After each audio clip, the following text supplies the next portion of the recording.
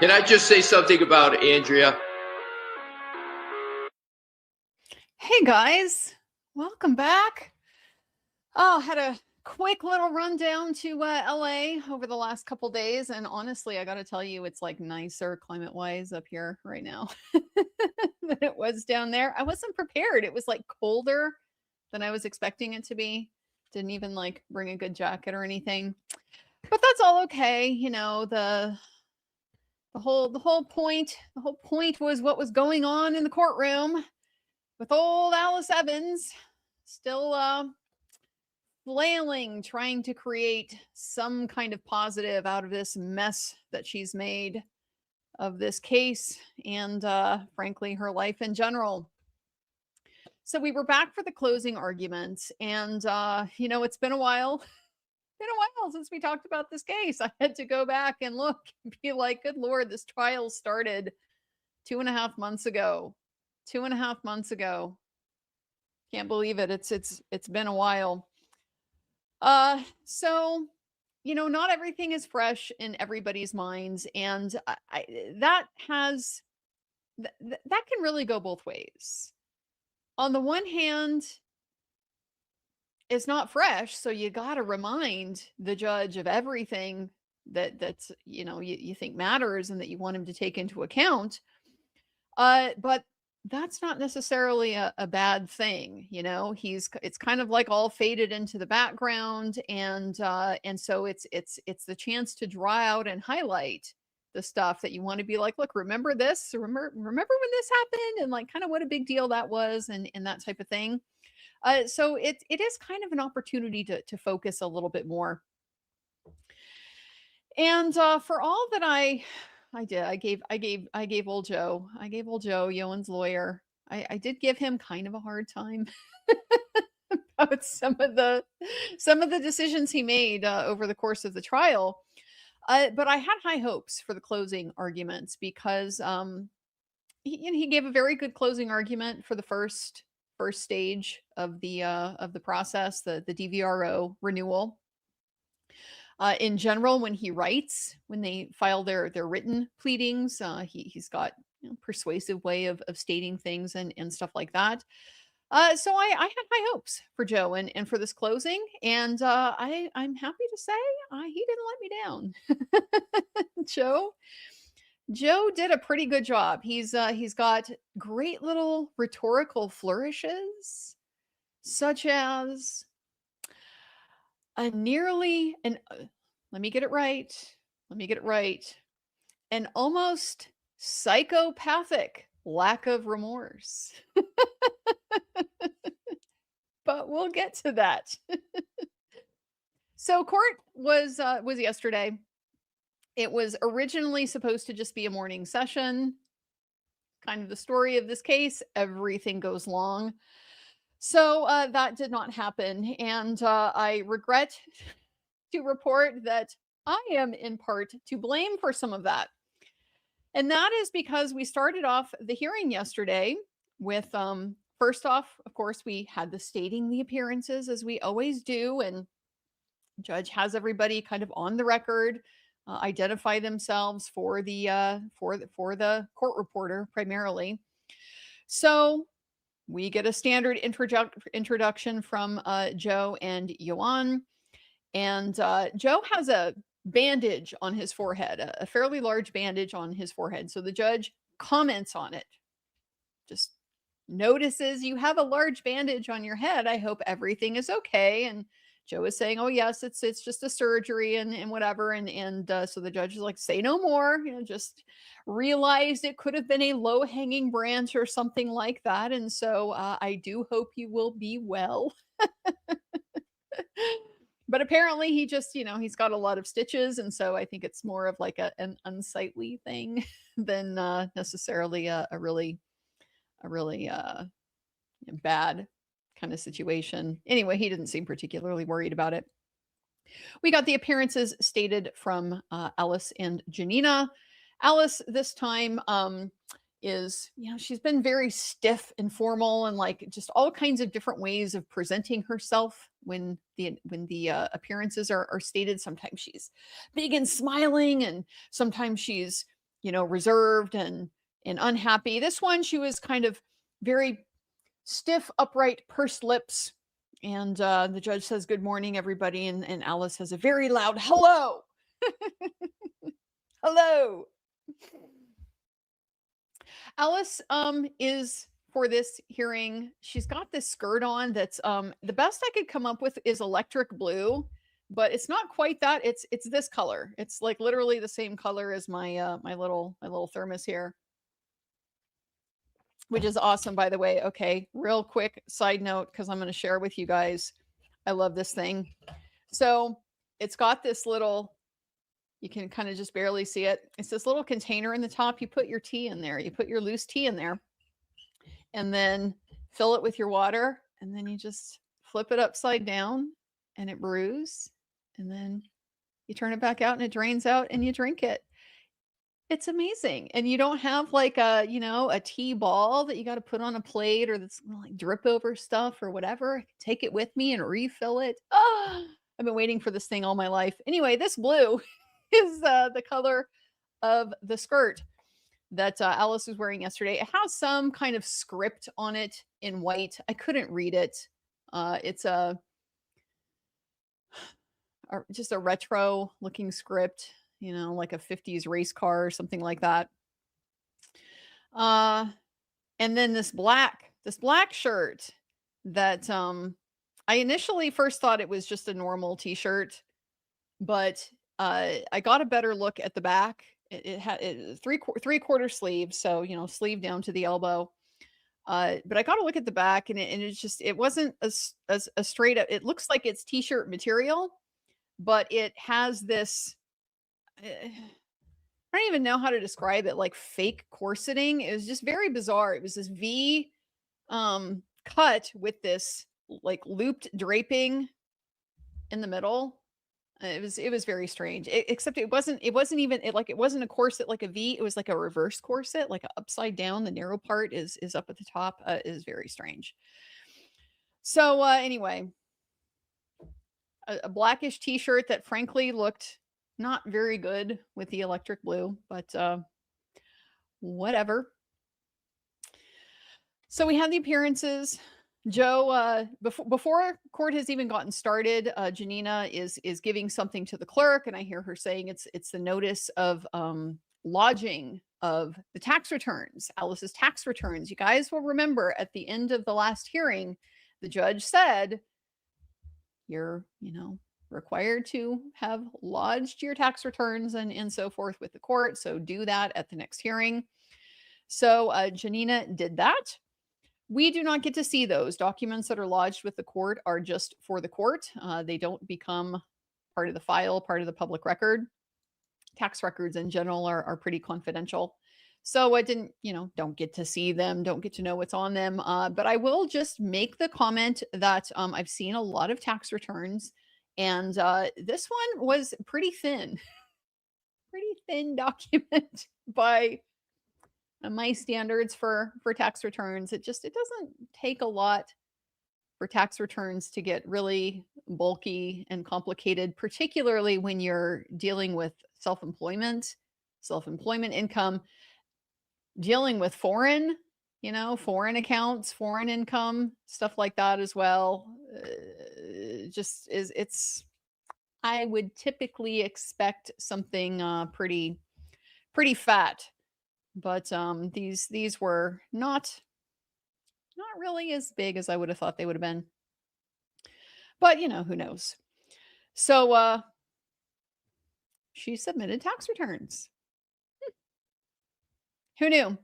Joe told the court that he had submitted his on a thumb drive, and so he was going to hand that up to the judge. Judge was fine with that. Says it's all good.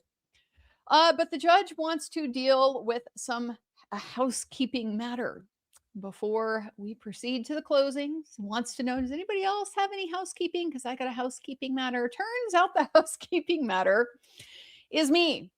And that's because after the trial, the evidence ended in the trial, I went ahead and resubmitted my request to view the exhibits. And based on the order that I got last time denying my request, The judge said it was overbroad and it was inconvenient to the clerk because, the process was ongoing and so forth. So, hey, now trial's over. And I went ahead and just I went through my notes to kind of, remember here's what these different exhibits were and here's what pages, like when it was only certain pages that were admitted and so forth. And so here are the ones that I want. And, it's mostly stuff that is just what we haven't seen yet. The things that were like already part of the DVRO filings and stuff like that, we can already get that. I don't need to get that. But, I wanted stuff like the emails that she sent to Jill and the emails with Lynn and Deb, that kind of thing. Thought that might be a little interesting to take a look at.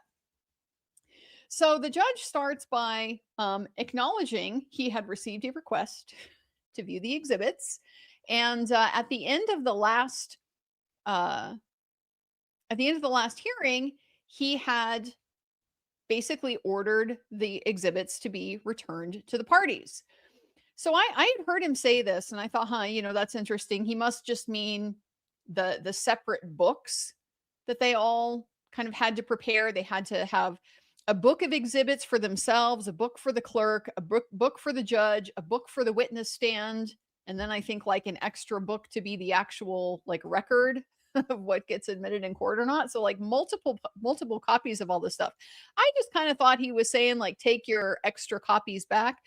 But no, apparently he literally gives the exhibits back to the parties, which is very strange to me because like what if there is an appeal? I'm very used to the court being the custodian of the exhibits, but that's not how they do things in this court. So what happens is apparently the parties get the exhibits back and they're responsible to hold them and maintain them, secure them, whatever, until the time period to appeal has run. And so then presumably if somebody does appeal, then they're the ones responsible for getting the exhibits up to the Court of Appeals. So kind of a strange, insecure process to me, but whatever, that's apparently how we did it. So anyway, the judge was acknowledging that based on his order, he's gotten this request. All of the exhibits had been given back to the parties pursuant to his order, but they are, subject to that order, to be held in custody, and they are part of the public record. So how do they wish to handle this? So very specifically,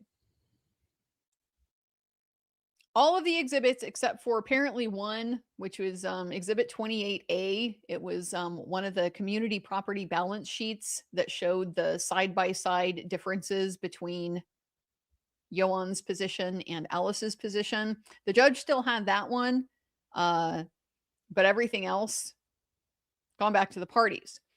So he says, the court received on April 29th, 2026, a letter from Andrea Burkhart dated April 23rd, 2026. It was requesting copies of exhibits with the court form, REM 009. That is their local court form to request to copy or view exhibits, together with an attached list of exhibits requested and proof of service upon the parties.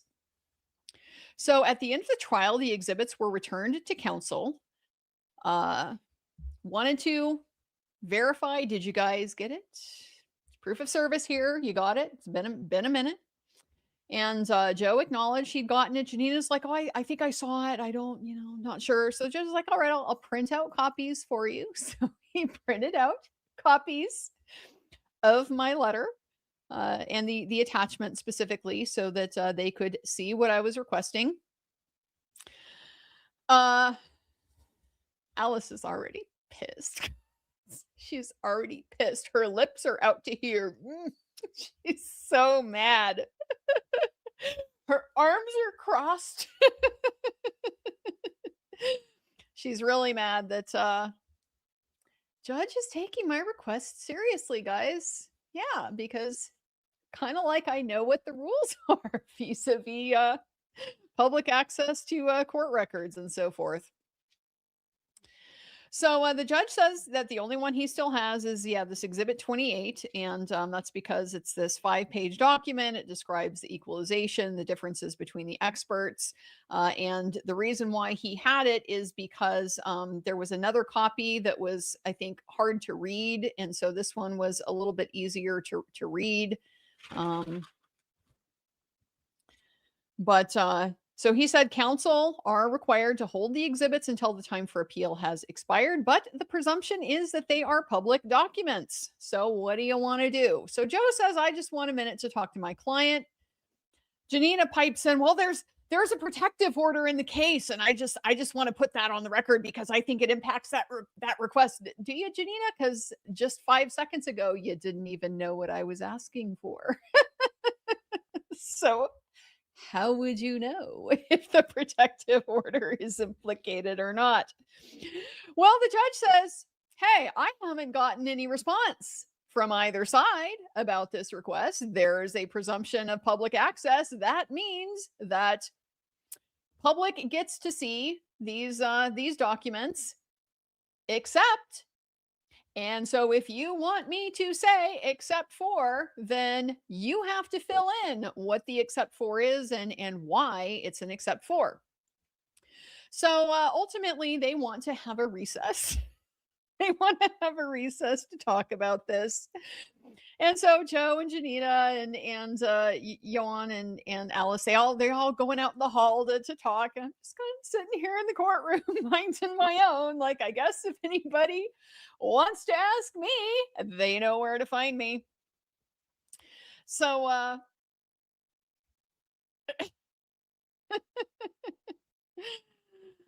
I did get a little piece of administrative information that doesn't really probably matter to anybody at all but me. But we've been in Department 77 for this entire, like, since it got assigned to this judge, Judge Sten, the former judge. I don't remember what his department was, but it was a different one. The department numbers have changed, and the reason why is because the actual numbers on the door are different than the department numbers, and so he's been Department 77, but he's been in room 736.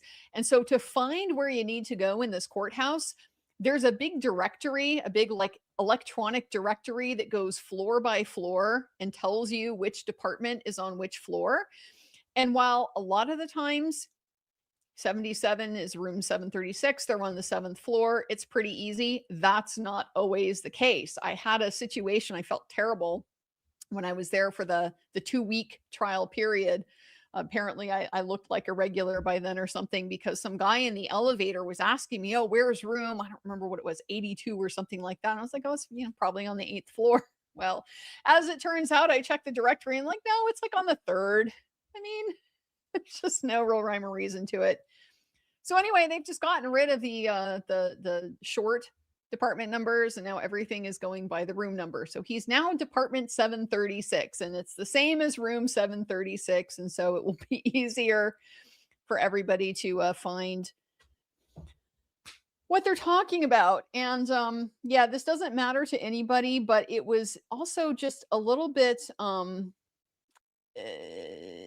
very par for the course of what I have come to find to be a just incredible tendency to overcomplicate everything in this court system.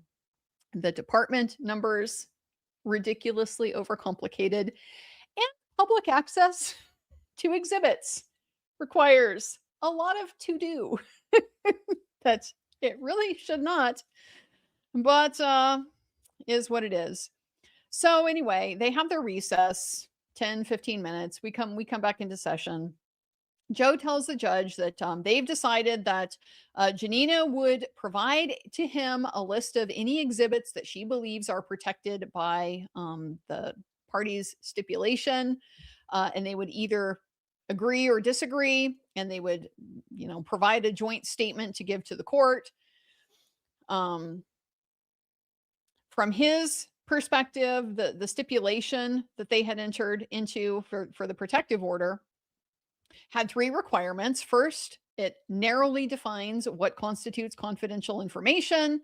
It applies to information exchanged in discovery, and it must not otherwise, be available publicly. And so he said he doesn't know how much the public's right to know can be limited if the exhibits are admitted at trial. Well, I've got a pretty good idea because, it's been my pet project for a little bit here, this whole First Amendment and common law right of access issue. And there are cases I came across back when I was looking at Massachusetts. I was looking at Massachusetts rules back when, Corey Hopkins was doing doing all of her FOIA requests to get the Karen Reed documents and stuff like that. I did a little digging into kind of what the Massachusetts and that circuit standard is. And lo and behold, I remember happened to come across some case law, some federal case law that dealt with do protective orders mean that this doesn't become public? Nope. Once you put it in the public record, you're kind of fucked. So good skepticism on Joe's part there. So he said that they were just requesting a couple days to be able to review my request. And if basically Janina was concerned, she would have the potential to be able to move to seal things. Yeah, could have done that a while ago. Actually, really probably should have done that if you wanted to do that at the time that you offered the exhibit. But is what it is. So we identified first several documents that they're talking about. So first off, we have an October 28th, 2024 stipulated protective order. So the judge says this is a public document. It's in the file. It may or may not apply. It may be an exception to the presumption. I'll be sending you some legal authority, judge, to let you know that it's not. But that's okay. And it provides for a process with a noticed motion to ask for things to be sealed, which is very normal when you want to seal a document. You have to show why the public's interest in monitoring the courts needs to take a back seat. Logistically, Joe said he would make the documents available at his office for me to go and copy them, which is fine since, as we'll see, I'm apparently going back to California anyway, yet again. Janina then says, we had a hearing about keeping the minor children information sealed, and there's information in some of these exhibits that relates to something. I think what she means is Alice is talking shit about Ioan and the kids, that kind of thing in a lot of these messages. Doesn't want that out. But she's arguing that to the extent that Judge Sten found good cause to seal, he found good cause to seal the custody stipulation. And the information is, and to the extent that information that he sealed is in any email communications, that those documents should not be produced. And she also, and custody counsel wasn't notified of any of this. Well, that's correct, Janina, because we're not in a custody trial. So after a brief review of the documents, it appears that a few are covered by the stipulation. They involve communications or statements about the minor children. There's also a September 9th, 2024 stipulation and order where this is the custody stipulation. And so Judge Sten had a hearing. They agreed to the stipulation and order, but they had not agreed on what was going to be public. Remember, this was the whole fight about, Alice wanted the whole thing public. Ioan wanted, significant portions of it to be redacted. They ultimately, it was like somewhere in the middle where some things were redacted and a lot was public. So she said Judge Sten had held a public hearing, and she doesn't know if there's a transcript. The judge is like, I haven't seen it, so you're going to need to go through the minute orders, or if you're saying, he said certain things or did certain things, you're going to have to get the transcript and provide that to me. If you want me to apply what he said, you're going to need to provide me with what he said. So then Janina turns to the October 23rd, 2024 findings and order after the hearing. And this is when they did enter the redacted version of the custody stipulation. So Janina says she will notify Azita, the custody attorney for Ioan. And the findings and order, what's in the file is the redacted version, because the unredacted version says what they're sealing. The redacted version takes out what they're sealing. If they didn't take it out, there would be no point in sealing it. So kind of an issue for me, just in terms of if I'm supposed to be responding to what his findings were and why he thought this stuff should be off the record, but I don't even know what it is. It's kind of hard for me to be able to apply that. I'm not on the same footing as everybody else who is able to look at the unredacted stuff. So ultimately, she wants a future hearing on my request. So the court is kind of recapping. Okay, you're going to do a joint statement. You can submit it by, think about, how long it's going to take you to do that. He says, Joe, notify the custody counsel, because it's Ioan's attorney. So you go ahead and do that. Can you do that? Can you get your response done within 30 days? Within 30 days, a month they need to read my list. Yes. So at this point, I've been sitting very quietly and very patiently. At this point, I need to be heard. My hand goes up.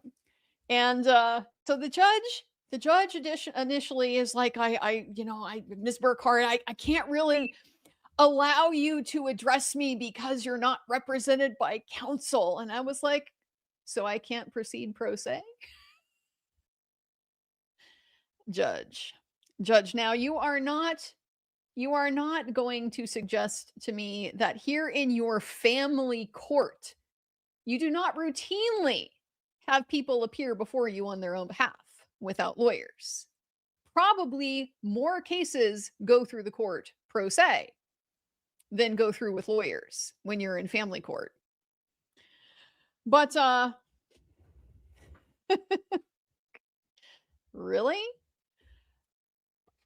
Beyond just me being pro se, which I have every right to be, there's a whole issue anytime they're going to get into sealing and stuff like that, these types of requests. The public has a right to be heard.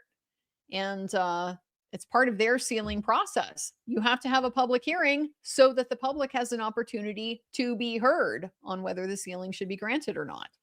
We can't expect the parties to advocate for my interests. Their interests are not in alignment with mine, as is quite clear. So anyway, he does let me speak, and I'm like, I'm simply asking for an opportunity to be notified of whatever their objections are and a chance to respond to them in kind. So the judge says, yes, you'll get an opportunity to file a response, and the minute we'll do a minute order after hearing, which, by the way, will probably hit the docket at some point. If it hasn't already, it'll probably hit the docket today. My request and the minute order, maybe not my request, because the request has an order that goes with it, but the minute order should probably come up. So he says that we'll apply the civil procedure rules from California. Standard rules means that when you have a hearing, you do the reply is due 5 days before the hearing. The opposition is due 9 days before. The joint statement would be due 30 days before. So we ultimately work out the math and get it to where we're going to have a hearing on June 25th at 8:30 in the courthouse. Their deadline to file their joint statement on whether I should get these exhibits or not is June 5th. So not quite the month. I will have until June 12th to file an opposition. And he made sure to let me know that their day ends at 4 o'clock. And so it's got to be filed by 4 o'clock or it doesn't count. And then any reply would be due on June the 18th. So a week before the hearing. Interesting. I get 6 days after I get 7 days after theirs, and then they get 6 days after mine. Anyway, that's the schedule. So they are setting an order to show cause why the court should not order copying and production of the exhibits requested, meaning the burden is on anybody who does not want them to be produced to me to justify that. So all three counsel are to meet and confer and file and serve, including on me, their joint statement, identifying the documents that they agree to produce and the mechanism for copying, and list of any documents any party contends should not be produced, together with the reasons why. File and serve that on or before June the 5th. Any party or person may file further response by June 12th of 2026. We had a little sign line to make sure that everybody wants email service. Everybody wants email service. That's fine. The reply due June 18th, and then the hearing. So that took like an hour out of the morning just to get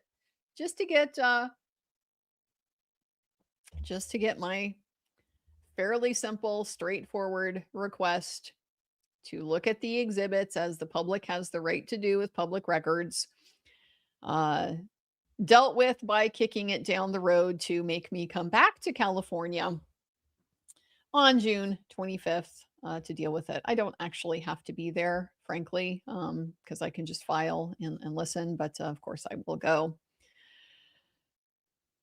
And I would have to go to copy anything that I'm allowed to anyway, right? If it's at Joe's office, I'm gonna have to go to Joe's office and copy it. So anyway, that's the status of where we're at with the exhibit. So overall, yeah, the judge understands the presumption of public access here, and it's kind of on you to justify why you think I should not be able to see what you're asking me to be kept from seeing. But the problem is you already put it in the public record. It is already a public exhibit in court. So I'm going to have quite a lot to say about all that. So stay tuned. More to come. So then we move to the closing at long last at 10 o'clock. 10 o'clock, right? We have until noon. And then the judge is supposed to have another case on at 1:30. Do you think we're going to be done with the closings in 2 hours? No. We were done with Joe's closing in 2 hours. But before we got started, the judge, just as a general introduction, says, I want your closings to be directed to what orders that you want the court to make and why. And my intention is to take the matter under advisement and issue a written ruling at a later date, which we already knew because he said that at one of the previous hearings. Excuse me. And then he gave a little caution that this is argument, and the parties are going to be saying things that the other parties might disagree with strongly, and I'm just going to discourage you from expressing that disagreement in any way. We know you disagree. We expect you to disagree. That's why you're here in court. But it's distracting, and just kind of as a matter of decorum, behave yourself is really what he's saying. So with that, we turn to Joe's closing. Joe gives us a roadmap. So first off, we are only dealing with the financial issues. When we came into the trial, had the DVRO, but that's already been taken off the table. So big picture, Exhibit 1 is the partial settlement agreement that was signed, stipulating that the premarital agreement is valid and enforceable. The retirement plans and the community property is going to be divided as they've stipulated, and they'll do what's called a quadro for the retirement plans, a qualified domestic relations order. I think that's what it's short for. The quadro is this super annoying process, like one of the things that I absolutely hated about family law and would have like despised having to do as my career. But it's like a specific order you have to do for retirement plans and pensions and things like that that get different kinds of tax treatment. And every plan administrator has like different requirements for how you have to do it. So if you've got a retirement account with Vanguard, they'll want one thing, and then the other spouse has a retirement account with, I don't know, there's no more Bear Stearns, some other company. They may want it done completely differently. So you got to figure it out from the administrator. You got to do it their way, and then they may or may not like it. Anyway, it's a nightmare. So they agreed to do that. You don't really have any choice when it comes to dividing pensions and retirement plans and stuff like that. They got to do a quadro. They agreed vis-a-vis the residuals that they were awarded without any offset to the person who worked on that project. And then the separate property projects had been ID'd and awarded to each party. So the community would be divided, the separate property or the residuals were divided based on, they were community because they were for projects that were done during the marriage, work that was performed, and residuals that were earned during the marriage are community property. But so rather than like split all those half and half, they just basically said Ioan gets his residuals from his projects. Alice gets her residuals from her projects. Commencing on January 21st of 2026. No, I take that back. Sorry. The separate property ones, the ones before marriage and the ones after marriage, with a little bit of a caveat. The ones before marriage, Ioan's go to Ioan, Alice's go to Alice. The community ones, they divided equally. And that's subject to their fiduciary duties to account and like be honest. Have they learned? I don't know. I guess it doesn't matter that much at this point. Alice is getting what, like $400 a year in residuals.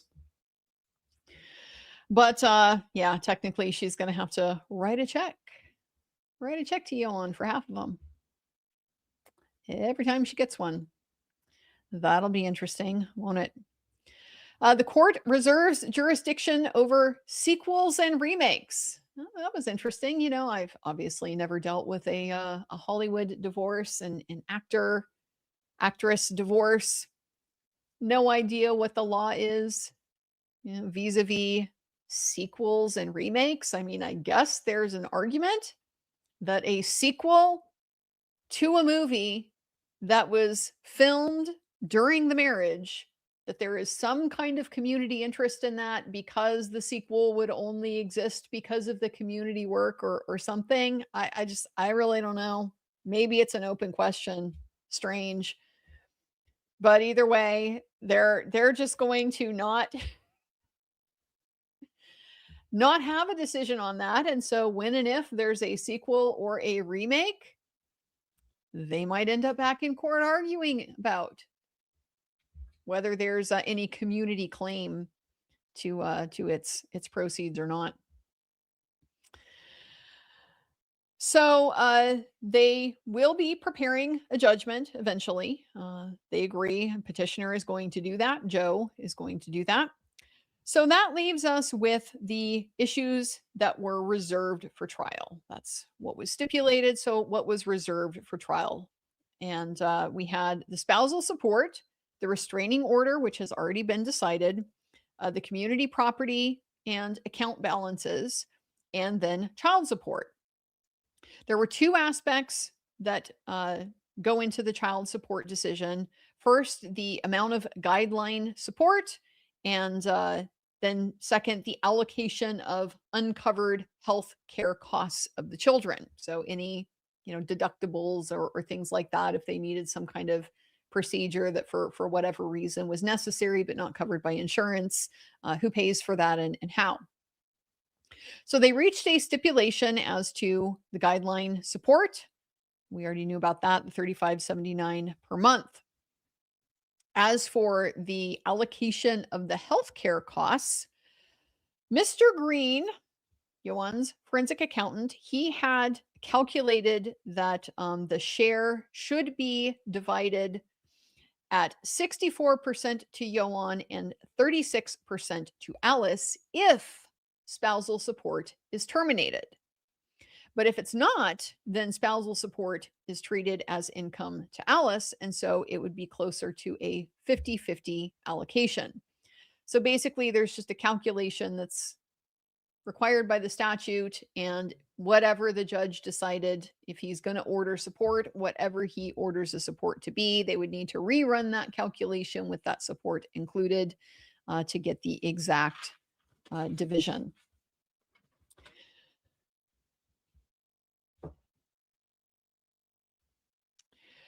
Joe tells the court that he has lodged 2 3-ring binders that have the transcripts from the trial, and he is going to be citing to that extensively throughout his argument so that the judge knows exactly what the basis is for his claims or his statements that he's making in his closing.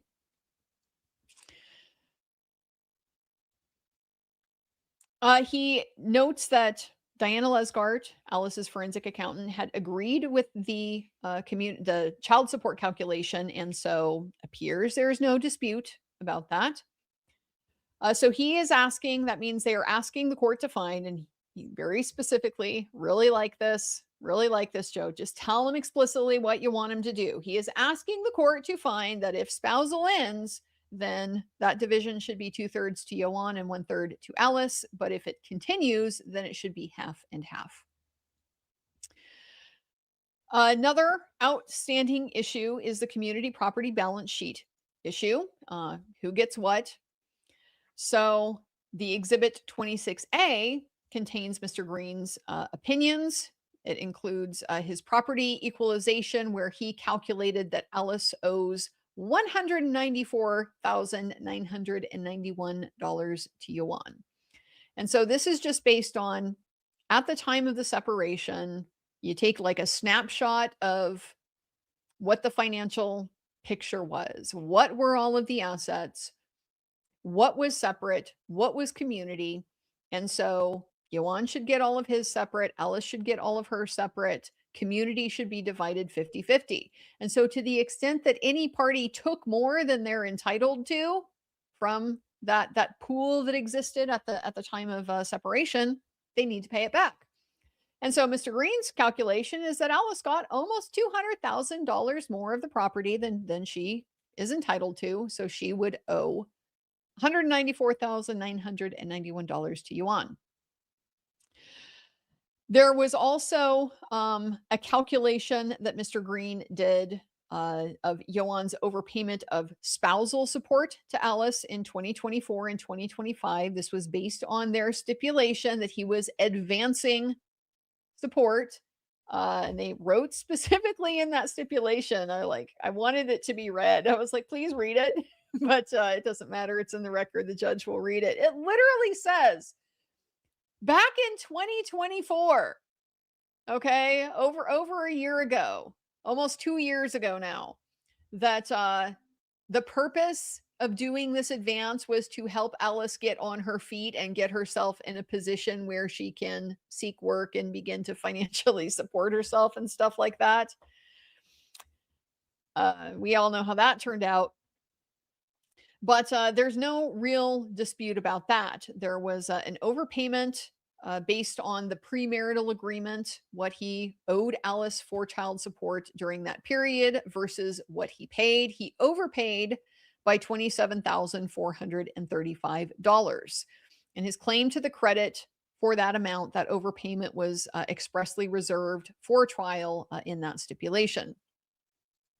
So if you add that to the equalizing payment of what Alice would owe him back, it was now $222,427. So then he turns to the differences in opinions. He identifies 3 areas of dispute on this issue, the community property balance sheet. First, there is the characterization of the account balances as of the date of separation, and this relates specifically to Alice's Seahor account, which she wants to be her separate property, and then Ioan's Royal Bank of Scotland, Halifax, and Coutts accounts. That these were the ones that he initially, like, they're on the balance sheet prepared by Mr. Green as community property. But then they did the reversal, like at the end of trial, after Alice is claiming the Coutts account. They took the strategy of saying, you need to treat them both the same. We treated the Coutts as separate, or as a community, because it couldn't be traced. We treated Ioan's as community because they couldn't be traced. But if we're saying that it can be separate, even though it can't be traced, then they should both be treated the same, and his should also be separate. So that's an area of dispute. Second is the allocation of the sale proceeds of the family residence. And then the third is reallocation and chargeability of pendent lete attorney fees and costs. Pendent lete means like pending the determination of the case. So temporary attorney fees and costs. And so whether everything's going to be 50-50, whether one party is going to bear everything and so forth, that is still at issue. He says the easiest of these disputes to deal with is the attorney fees and costs, because that's been bifurcated. We're not dealing with that today. We didn't address it at trial. The court has already said we're going to need to have a separate hearing, and there's a right to present witnesses and evidence. So they're going to have a whole additional mini trial on attorney fees. And I have to tell you, so this is another example of California making things like insanely, ridiculously complicated, and apparently like just very difficult to resolve. This whole extended process, a second trial just on how attorney fees and costs should be divided. And I partly wonder, like, I think part of the reason that some of this stuff is made so complicated, it's part of, it's like the other side of the process is the punishment kind of approach to court. It's a real disincentive to the parties to not settle. Basically, this is like strong pressure to settle, because if you don't settle, then you're going to have to do this, and then you're going to have to do this other, and like everything, it's going to freaking snowball, and you're going to be like living your whole life in court. You're going to be spending everything on lawyer fees to get it resolved. And that's particularly important in a case like this, where there may not be anything to collect. Okay, we're already talking about possibly, if the judge agrees with Ioan's position, then Alice is getting a judgment against her for $222,000. And she doesn't have that. I mean, at least not not in anything that's been disclosed, not in anything likely domestic. Who knows what's squirreled away overseas? But international collection is not really realistic anyway. So basically what this means is you're faced with a situation where, like, okay, I could on principle go through this whole trial and pay my lawyer another $100,000 to litigate attorney fees and get an award that Alice owes me, the $800,000 or whatever I've spent on the attorney fees. Now she owes me $1 million, but it's just paper. And if I'm never going to be able to collect it, then why on earth am I continuing to throw money down this black hole to get this judgment? So that, I think, is the kind of incentive structure that California has set up here for settlement by creating their process, by complicating it like this. Like, you can have a hearing, but do you really want the hearing? We'll give it to you if you want it, but you should think long and hard about whether you want it. I just I find it very frustrating, because you're in litigation for a reason. If people were reasonable and willing to settle, you would have already gotten it done. It's like, by definition, you've already kind of selected for at least one person in this case being really freaking unreasonable. And so it's just a way that the process kind of penalizes the innocent party by kind of dragging them through more and more of this process that they can't extricate themselves from because they're not dealing with somebody reasonable who will settle for what's appropriate. I mean, you absolutely know Alice's, I mean, she already is. She already filed as part of her request. Ioan should pay all the attorney fees and Dr. Dupay's fees too. You know, he should pay all of these additional things and he should be sanctioned and stuff like that. So your way to not have a trial, if Alice isn't going to come off her position, is to say, okay, I'll be responsible for all of Alice's attorney fees. And that's not a reasonable position. It's not a fair position. He shouldn't have to be. He hasn't done anything by a long shot that would warrant a sanction like that. So easy to resolve for right now, because basically we don't have to talk about it. Joe says it's been bifurcated. And so it's jumping the gun basically to deal with that, because the court is also going to have to take into account what are the resources available to the parties to be able to make a decision about what's fair for division of attorney fees and costs and so forth. And you're not going to know that until he makes the decision on some of these disputed issues. So got to take into account also the merits of the claims for reallocation. You know, if you've brought frivolous claims, that's a reason why the other party should not have to contribute to your attorney fees. You shouldn't be responsible for that. So there's just a lot of overlapping stuff that it makes more sense to get the judge's decision on the merits, and then everybody knows where they stand, and then maybe someone will be reasonable, but I kind of doubt it. So then the sale proceeds. Joe turns to the sale proceeds. So this is a little bit more of a difficult issue to resolve, but it revolves around paragraph 9C of the premarital agreement. So the premarital agreement, according to Joe, unambiguously provides $750,000 reimbursement plus 5% interest per annum from the date of marriage to the date of sale.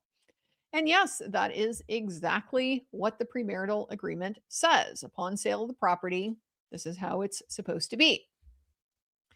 So he says the parties ran out of money to pay their litigation expenses, and so they stipulated to the sale of the residence. That's Exhibit 5. And paragraph 2 of that stipulation shows that Alice was distributed $110,000 subject to characterization, allocation, and chargeability.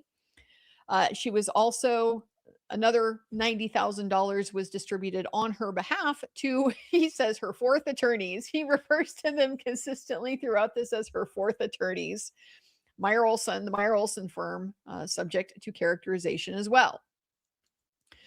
Mr. Green described in detail how he arrived at his conclusion from applying paragraph 9C that results in no community funds being available to be allocated from the sale of the residence, because all of it was taken up by Ioan's $750,000 plus the 5% interest that the premarital agreement entitles him to. So there's no community property for Alice to receive, but she still got $110,000 plus 90 for her lawyers. So she should have to put that back in the kitty, so to speak, so that Ioan can recover his separate property. Throughout all of this, I didn't write down, like, Joe is constantly, like, pretty much every sentence he says something. The premarital agreement unambiguously provides, $700,000, $750,000. That, Your Honor, can be found at exhibit whatever, page whatever, and then a trial testimony, day 5, pages 8, lines 9 through 12. Like, he is being very detailed about where the judge can find each and every one of the assertions that he is making. And the judge is diligently writing everything down. Like he is taking everything down to the extent that, like, there's so many citations coming at him and he's so focused on capturing them all that, like, he's not even really watching Joe. He's just like busy writing the whole time.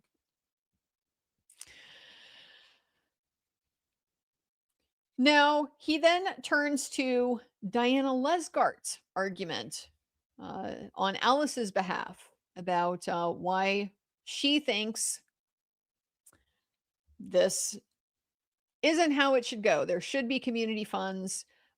He says that her argument is a tortured interpretation of Family Code Section 2640. Family Code Section 2640 is it's a statutory provision that says that basically a party is entitled to recover certain costs that go into purchase of a community home and stuff like that. He says that the $750,000 that Ioan is supposed to recover from the premarital agreement, it does not represent acquisition costs, which Ms. Lesgart said that it did and is excluded under this family code section. He says that she ignored paragraph 9.7c of the premarital agreement. She just ignored it, pretended it didn't exist, and that's how she got to her calculation. So, as a result of the stipulation, Alice received a direct distribution of Ioan's separate property funds of $110,000 and she should be charged that at this stage of the trial. He also points out that of the $90,000 that was paid to counsel, she received a direct refund of $30,000, which she then went and spent on her own living expenses. And so she should also be charged the $30,000 refund that she spent. So $140,000 should go back to Ioan. He intended that his interest in the family residence would not exceed the equity in the property, and that was based on a good faith, fair interpretation of paragraph 9.7c. And that Mr. Green used this interpretation when he limited his characterization of the property. In other words, he didn't calculate, okay, Ioan gets $750,000 back and he gets 5% interest on his $750,000 from the date of marriage already all the way up to the date of separation, which is what, 13 years. It's like a lot.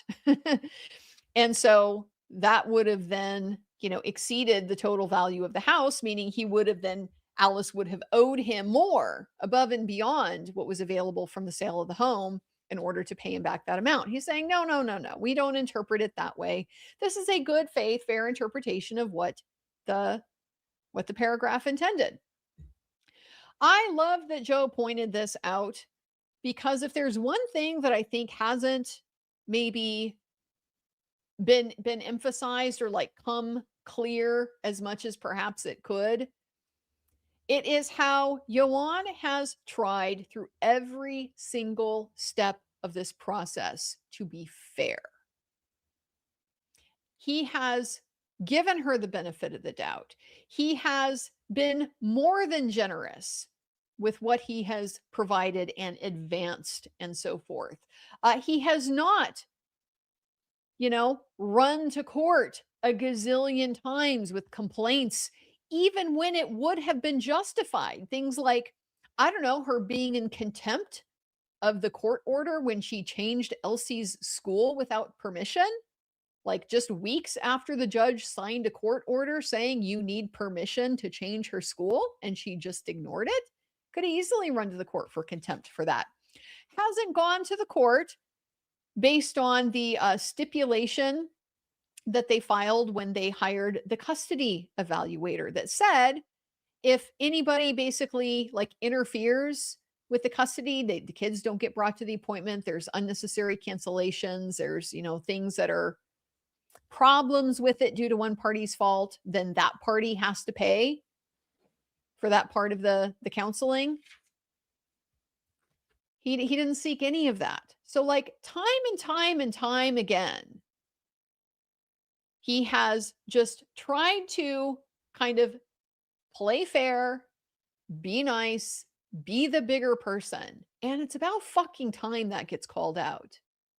So I was just so glad. I was so glad to hear that. This is a good faith interpretation of the paragraph. He's not trying to wipe her out, but it says what it says pretty clearly. And so he wants what he has a right to, but he's not being greedy about it.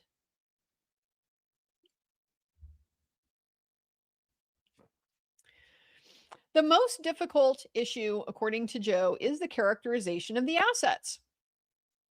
So Ioan's position is that the Royal Bank of Scotland, Halifax, and Cootes accounts were his separate property. So they had identified the two Halifax accounts and the Cootes accounts that he owned as of the date of marriage. Then he opened the Royal Bank of Scotland account in 2020 using $100,000 in separate funds from a Barclays account. So apparently like money got moved around to different accounts, but it was separate and he kept it separately. So his position is that the Royal Bank of Scotland was all based on these separate funds, and the Halifax and the Cootes predated the marriage. So he has always taken the position that these accounts are his separate property. He was never asked to produce records related to the transfer of funds in 2020. But Mr. Green's opinion says he changed the characterization of both Ioan and Alice's accounts from separate to community because after meeting and conferring with Ms. Lesgart, there was not sufficient tracing to be able to prove the accounts were separate property. And he says this is, he didn't have records. It's kind of normal over the course of a long marriage. You don't necessarily keep like all of your bank statements from 20 years ago and stuff like that. It's a fairly normal thing, he says, to come up in a family case. You just don't have the documentation.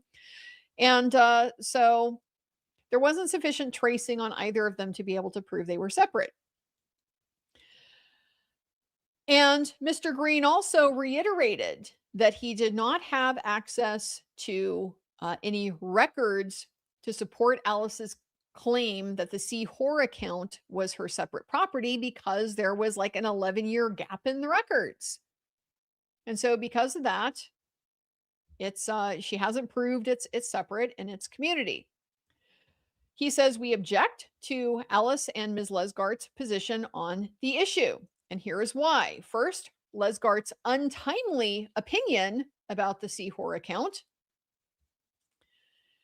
This was unclear to me. It seemed like he was saying that in the statement of undisputed issues, all of these were agreed to be community property, but then Lesgart changed the C. Hoare to being separate. He didn't spell that out, and so it wasn't entirely clear to me, but I think that's what he meant by calling it untimely. So he says it lacks a proper foundation because it's allegedly based on account records that were never produced to us and or to Mr. Green, even during the meet and confers.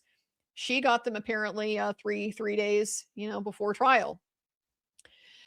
And he argues that Alice is committing a breach of her fiduciary duty by producing records to Ms. Lesgart just before she testified, but never gave them to Ioan. So in Exhibit B to the premarital agreement, she had disclosed one account with the balance of $23,034 pounds sterling as her only overseas account. She disclosed no other account or balance. And in her preliminary declaration of disclosure, which is Exhibit 42, her income and expense declarations, which are Exhibit 43, her final declaration of disclosure, and none of these does she disclose any other account or any other balance.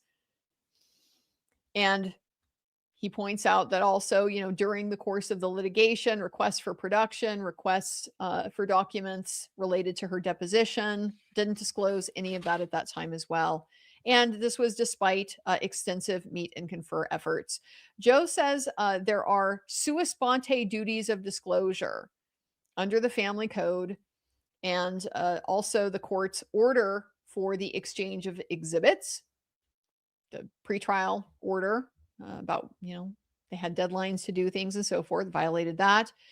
And also in connection with Ms. Lesgart's meet and confer with Mr. Green, never provided them there. So ultimately, this means there were several areas where she was required to, but did not disclose. The judge has us pause at this minute so we can take the recess for the benefit of the court reporter, who did have a very long day yesterday. So we paused at this part of his argument, and when we came back, he said his third objection to Ms. Lesgart's position is simply that both parties are in the same boat on the issue. There's gaps in the records that are needed to demonstrate that this is separate property to the standard of what a forensic accountant is going to require. So both of the parties dealt with, faced this problem of a lack of documentation, records being lost from earlier in the marriage, very common, like you said. So he said that this approach put our side, meaning his and Ioan's side, in a difficult position because it would be overreaching and unjust for Alice to claim the Seahor account as her separate property while treating Ioan's accounts as community property. Which I think I was really pleased with Joe's handling of this and how he kind of rehabilitated it, because when this came out at trial, this was like the last day of trial, remember? And the judge was like not happy. You're impeaching your own expert, and Joe's like, I'm going to do it anyway. And we're like, oh my God, Joe, what are you doing? But this was such a good explanation, I thought, for kind of what his thought process was and why they went through that and why he went to the effort to show they are in the same boat. Because it once again just goes back to this issue of fairness. And if both of these accounts are in the same position, then who's the one trying to get special treatment? Who's the one that's trying to get something she's not entitled to without extending that same grace and advantage to the other side? So he ultimately says we are requesting that they all be treated as community property or treat them all as separate property, but basically treat them both the same. If you think that the testimony alone is enough to establish the tracing to make them separate, go for it. But otherwise, everybody should be on equal footing here. So it should all be community or all be separate. It was just, I think he made it very, very clear how this is a fairness issue.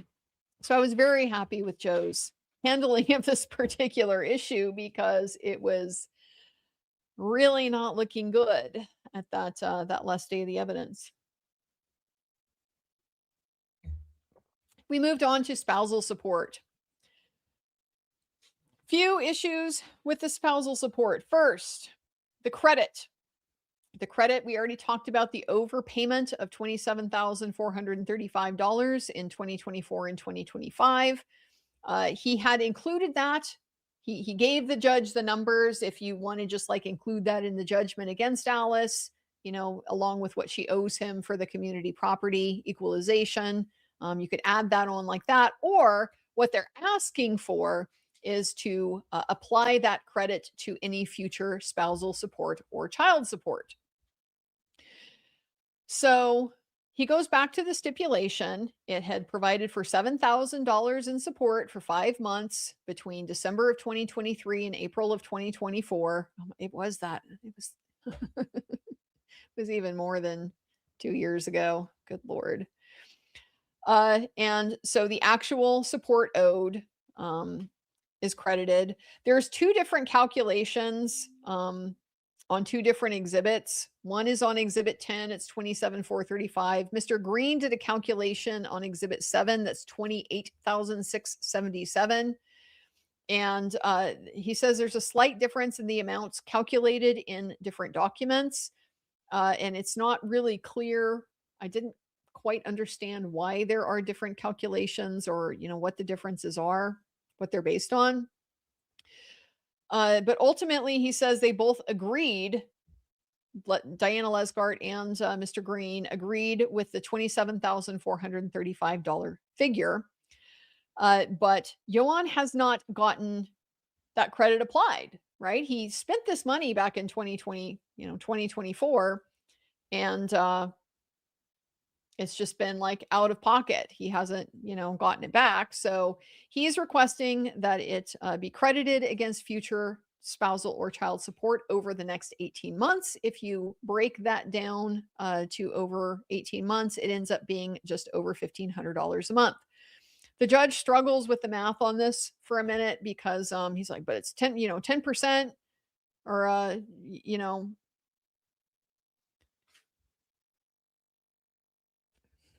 trying to remember exactly how he said it. Anyway, he was just having a trouble breaking it down into, 18 months. And it was, I don't know. It was just an issue for him, but they got it sorted out, got on the same page, just over $1,500 a month. Second, with spousal support, which might moot this issue or just make it easy to put that credit over in the community property balance sheet side, is his request for termination of spousal support. Ioan and Bianca have been emotionally and economically devastated, victims of Alice's 5-year social media campaign of abuse and her callous violations of the restraining order. Joe, like from the outset on this one, is on fire. Okay, the termination of spousal is clearly what matters to him. He's like, you almost feel him like being personally offended at the idea that Ioan would have to continue paying for spousal support. He says she knowingly created a false narrative about Ioan to damage his career and his reputation, and she succeeded. Because the nature of the social media, this internet campaign, is that you cannot erase or remediate the damage. It remains available to any potential producer, director, agent, fan, anybody who Googles Ioan's name is going to find it. It was calculated to damage his image, his employability, and his career. And the only practical remedy is terminating his duty to pay spousal support to his abuser. Oh my God. Go, Joe. Say it how it is. He was not pulling his punches on this. He pulls out some cases, provides some case law to the court. Marriage of Colley, a case where there was a supposedly non-modifiable support order that was terminated based on domestic violence that included false accusations and a restraining order violation. Marriage of Kelkar, a case that involved a permanent support order that was terminated because of the wife's domestic violence that included unreasonable communications and restraining order violations. And then marriage of Freitas, something like that, which was a termination of spousal support due to the husband's domestic violence, including an assault. All of these terminations were upheld based on being in furtherance of the public policy against domestic violence that California recognizes rather strongly. He talks about Colley in particular, that provides some language that there's a strong public policy even though there is a strong public policy to uphold the spousal support order, not interfere with it.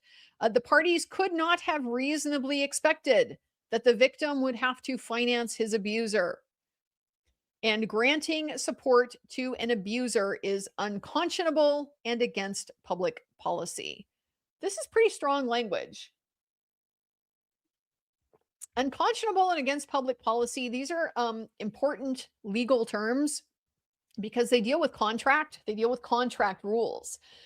Contracts were generally assumed to have the right to freely contract with each other. We can cut whatever deals we want.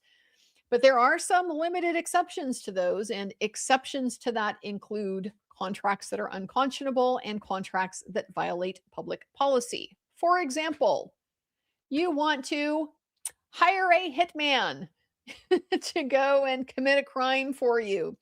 You're not going to be able to go to court to enforce that or to get a refund, if the hitman takes your money and then doesn't get the job done. The court is not going to enforce an agreement like that. It would be contrary to public policy to support contracts for criminal activity. So, just an example. So that language being there in Kali is, I think, potentially really important because the whole nature of a premarital agreement between parties is a contract. And so, to the extent the contract says this is what spousal support has to be no matter what, if enforcing it would be unconscionable and against public policy, may not be a good contract. So that's very, very important. So then we turn to the facts of this case. The 5-year domestic violence campaign, Joe says, fits well within these cases. There have been relentless disturbances of the peace, numerous violations of the 3-year restraining order, and there's no legal excuse for violating the DVRO. It's left them emotionally scarred and economically damaged. The social media abuse doesn't go away. It can't be erased. And by the way, even their own kids can find it, be exposed to it. Yep. Once his reputation that he built from the time that he was a child actor and through all of his years doing his projects and trying to establish himself as a serious actor, once that is ruined, it is practically impossible to recover. So public policy, he used the word militates to terminate the support obligation. It just means that public policy means you should, calls for you to terminate it. It was a little, I like plain language, but sometimes a big word is okay. So as the result of Alice's 5-year campaign, justice and public policy demand an end to the support obligation. Oh, and also Alice made money at the expense of her victims. While she was turning down acting jobs, she spent 4 hours a day on social media. We know it was more than that, but that was what she admitted to in her deposition. So that's what he's relying on. Remember, every single claim pretty much that he's making throughout all of this, he's telling the judge, this is at trial transcript page, volume 5, page 8, lines, he's got all of it annotated. So Janina objects at this point that there is no testimony that she was turning down acting jobs. And so the judge sustains as to that. Yes, I don't recall that they talked about, she was even being like, the problem is she wasn't even being offered anything.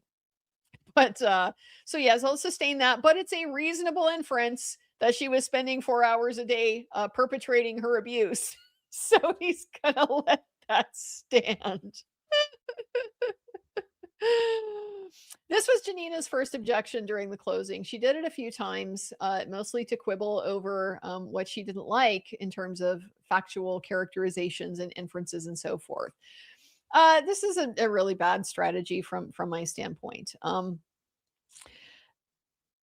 There's a balance in closing between kind of collegiality where let them say what they have to say and respond to it in your own closing. You're going to have your chance to talk. Let them have their chance to talk, and you get your response in due time. But you got to object sometimes. Like, yeah, there is a limit. So if things like get really, really out of hand, yes, you can object. That's kind of the culture of how closing is supposed to be. But Janina does not do that. She wants to kind of take the opportunity to quibble about the facts as Joe is making his argument.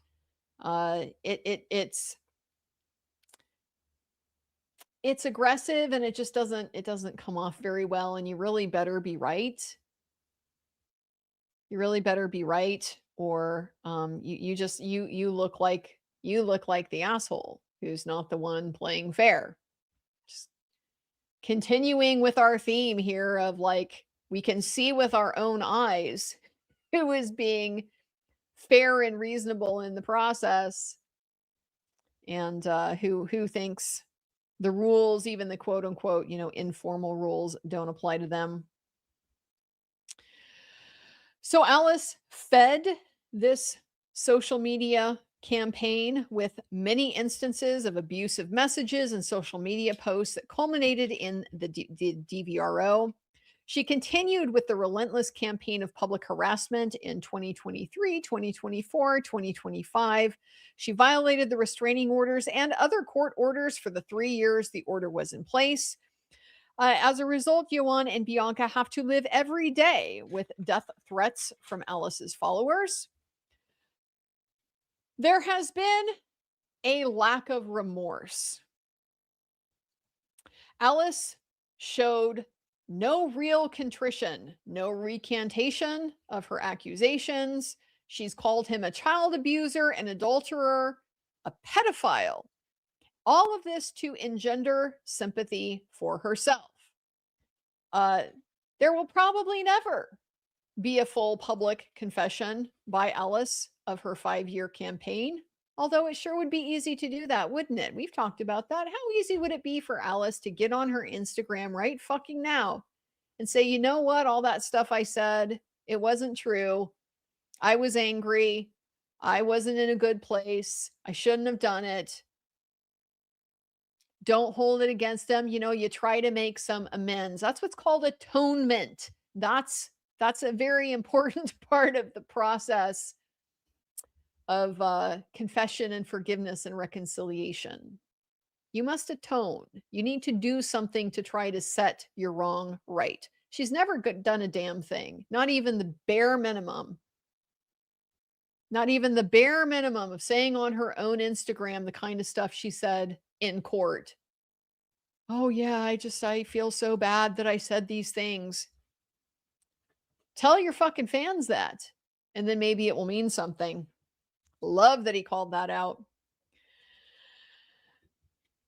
And then we get to, sorry. An almost sociopathic lack of remorse demonstrated when she took or pretended to take the picture of Bianca as she waited to testify. Objection! Objection to this. Oh, so Alice, when he says this, Alice turns. She's looking at Janina. Appalled, horrified that this is being said, but I denied it. How can they say that? Because it's fucking closing argument and it's in evidence, and Bianca testified to it, and the judge gets to decide who he believes. That's why she kept quiet, so didn't really run afoul of this whole issue the judge had pointed out about, like, I know you're going to disagree with what they say, don't make a scene about it. Oh, she made a big freaking scene, but she kept it quiet, so I think it was okay. But nevertheless, Janina objects at this point.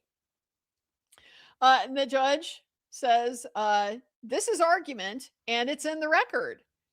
And Janina is saying, well, but the threats, but some of those words were by other people. And the judge says it's for me to decide and to draw reasonable inferences from. So Janina's like, yeah, but the judge is like, he's gonna be able to make this argument. Her almost sociopathic lack of remorse. You gotta drop that almost in because you're in court, and you gotta like highlight to the judge, this is a characterization, but can't say I disagreed. Just think maybe he softened it more than it really called for. She was so shocked. And then the way that this was emphasized when she claimed, right, the sociopathic lack of remorse, emphasized by claiming that by publicly denigrating Ioan, she was actually helping his career. I'm so glad he called that out. I'm so glad he called that out. Like, what a thing to pick out and highlight. Remember that? I couldn't fucking believe it. Like, the audacity. Oh, that makes actors more interesting to be involved in issues like this. Every freaking person, including her own fans, were telling her, you shouldn't be saying this stuff. And she's insisting, oh, dignity is for dumb people or whatever the fuck she said. I don't even remember now. But she was going to do it her way. She was going to say what she had to say. She was going to talk her shit, no matter what anybody had to say. And now she's going to come into court and say, oh, actually, it helped him. Great.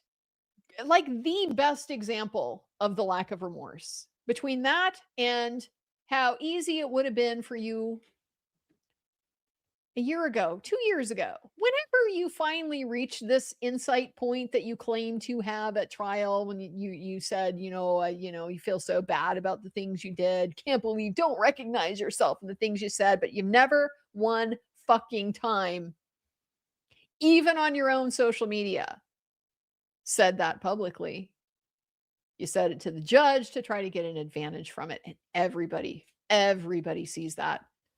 Oh my God, this was so well handled. I loved this being called out.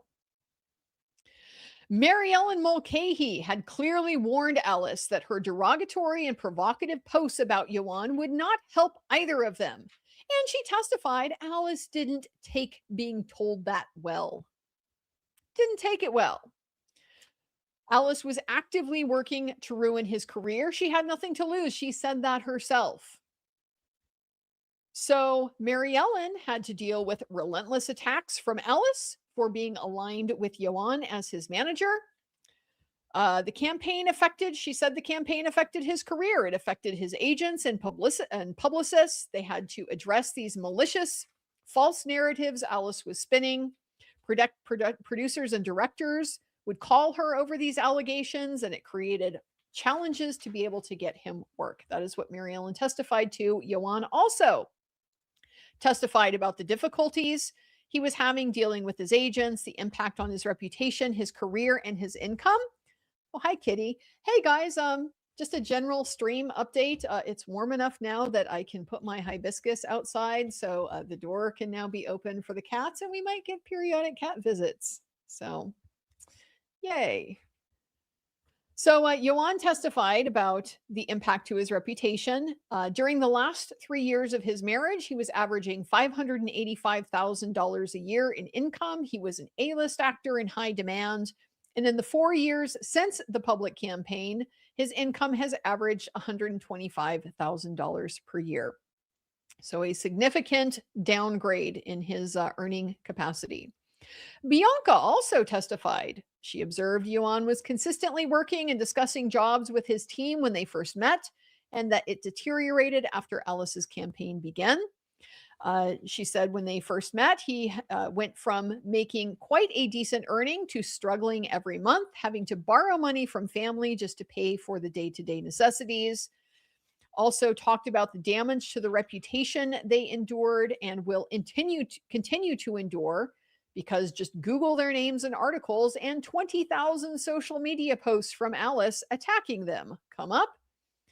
There's thousands of negative publications calling him a child abuser. He abandoned his family.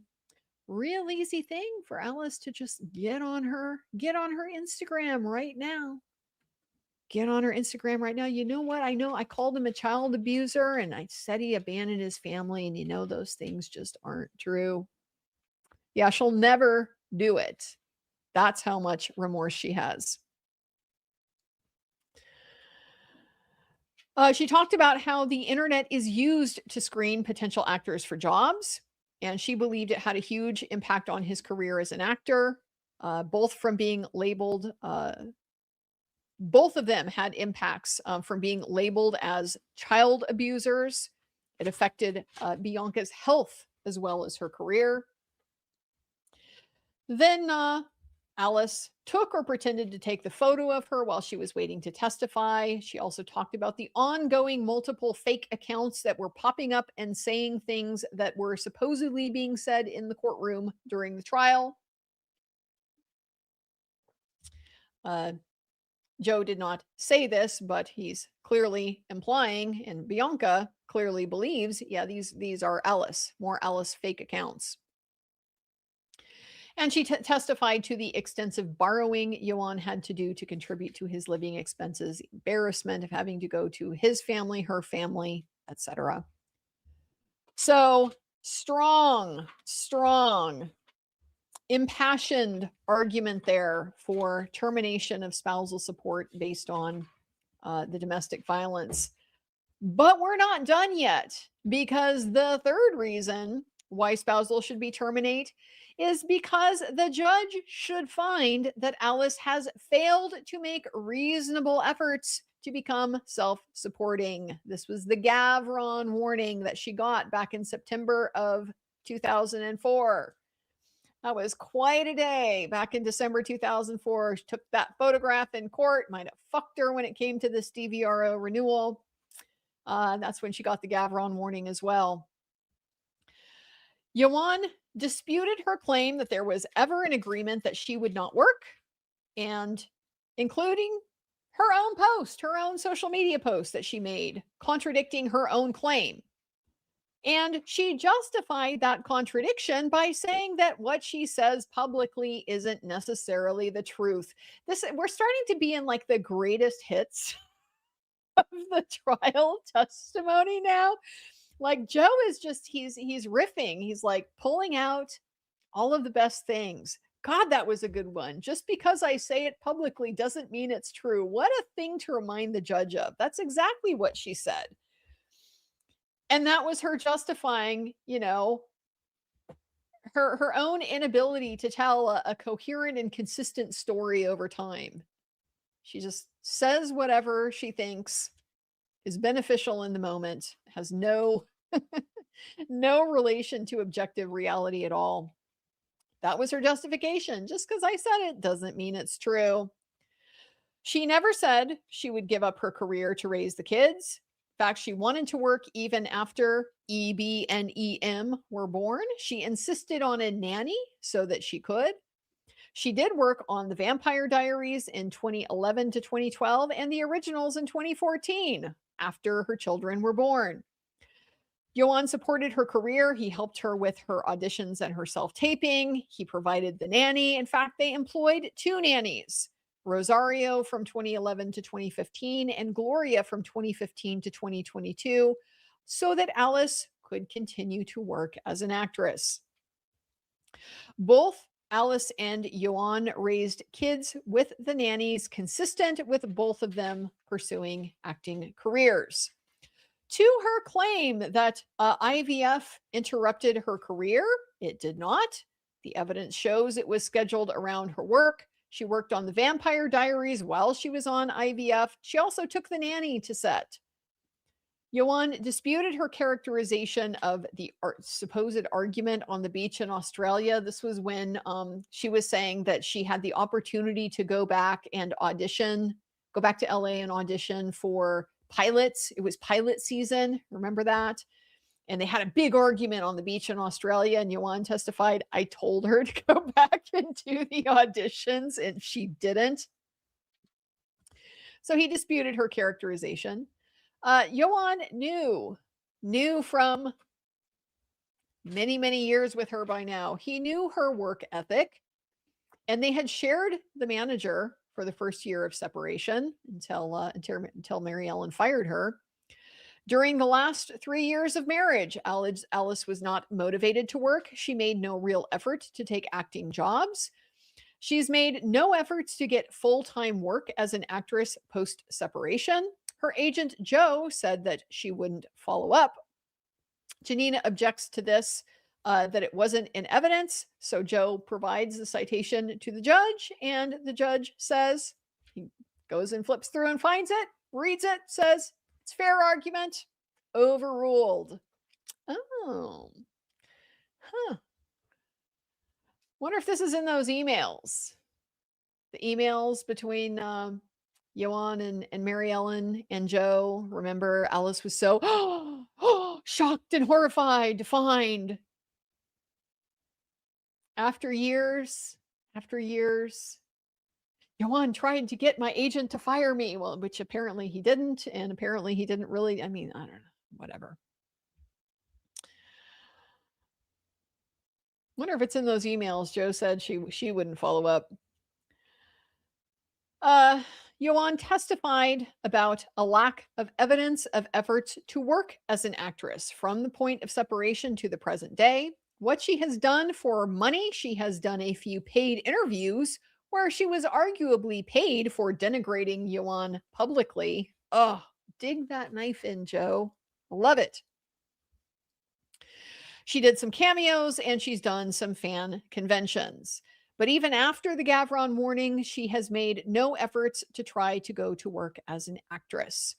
The judge interjects at this point. He wants to know where the Gavron warning is in the record. Joe points it to him. It's Exhibit 10. It's the order, stipulation, whatever, after that September 24th hearing.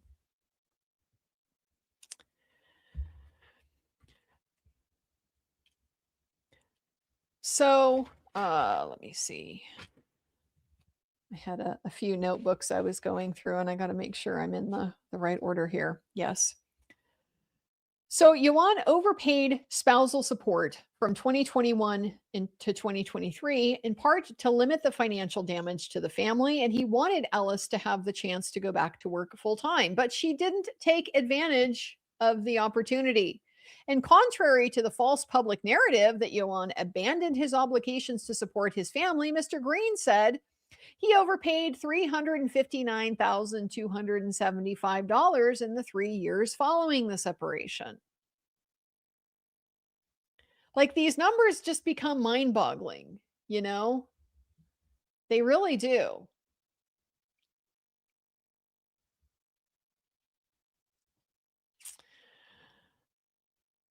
He allowed Alice to live rent-free in the residence, paid all of their living expenses. Ioan explained what effort was required to be a full-time actor, and Alice was not making that effort. Every income and expense declaration that Alice filed confirms her failure to make reasonable efforts. It's all set forth in items 1, 5, and 7 of her income and expense declarations. It gives them the exhibits. He says Alice is multi-talented. She speaks multiple languages. She has all kinds of life experiences, but she hasn't used any of that. She hasn't pursued any opportunities related to those talents. She's had no acting job at all since 2016. She herself said in her statement that it is hard to find acting work since she's had no recent acting work. So it's like this self-perpetuating thing where once you stop working, it's going to be hard to get back in, and she's been out of it for 10 years now. So this whole idea of going back to work as an actress full-time is probably a pipe dream by her own account. Joe talks about her language and her social media skills, and she said she was open to using those to work, but she has done nothing to try to actually do anything with that. She has no plans to go to work outside of her moribund acting career. When Joe's gonna pick a big word, he picks a fun one. Yeah, I like that. Her moribund acting career. It's a zombie career. It's it's what's that Monty Python about the parrot? You know, how many ways is the parrot dead? You shuffle off this mortal coil.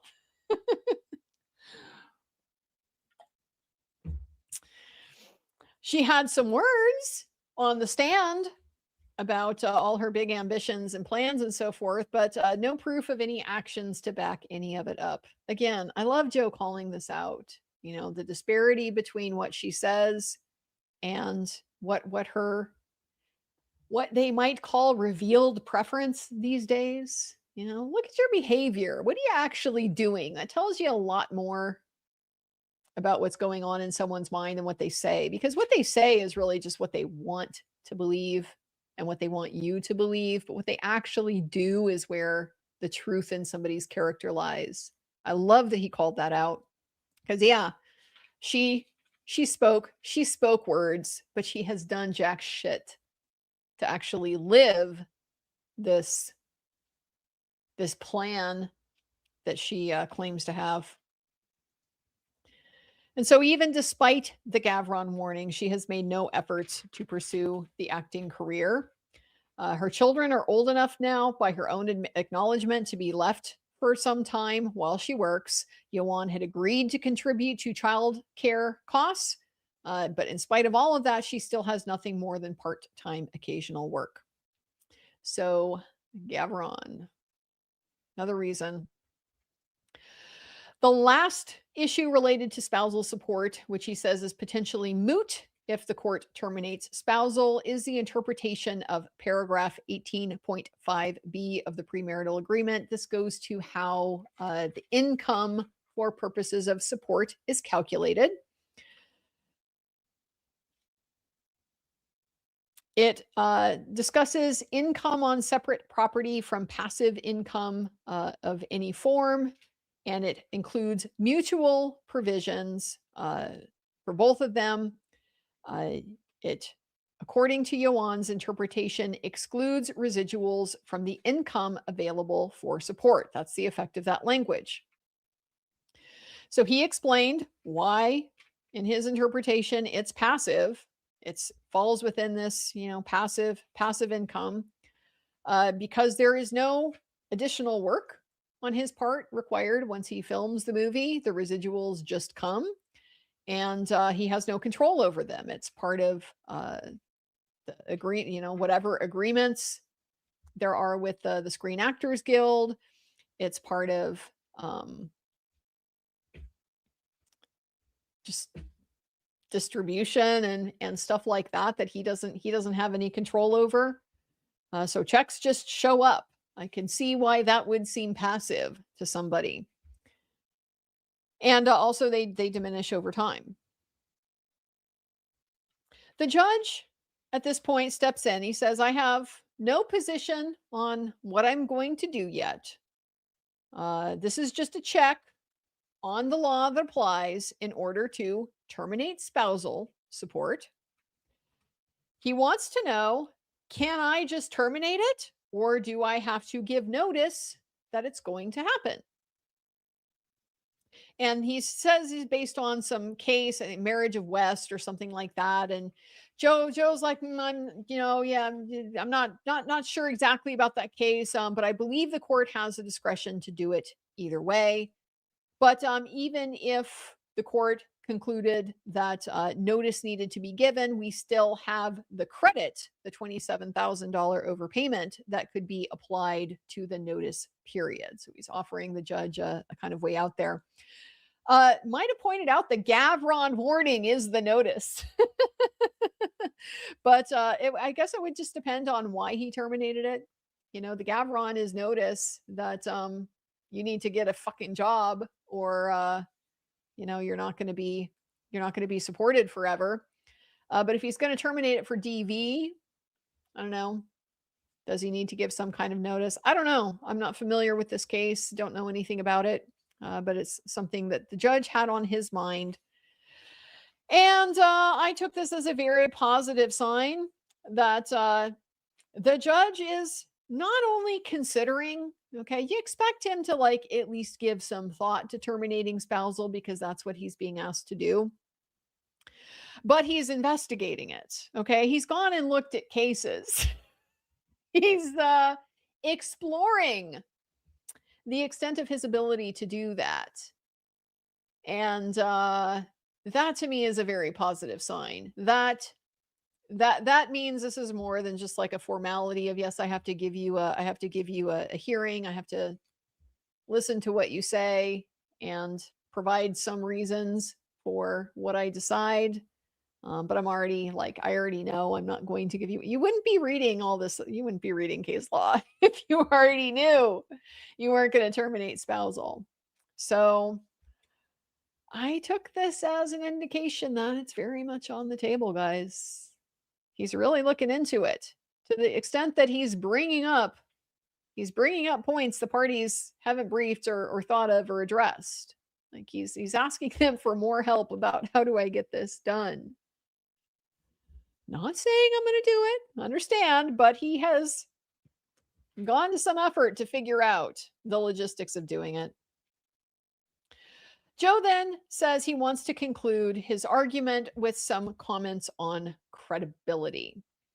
So, first, we need to turn to Alice's income and expense declarations. There are 5 of them. That they are materially incomplete is the best that can be said about them. They are full of misstatements, lack of disclosure, admittedly incorrect figures, things that she says she doesn't know why she put them down. All of them are materially lacking.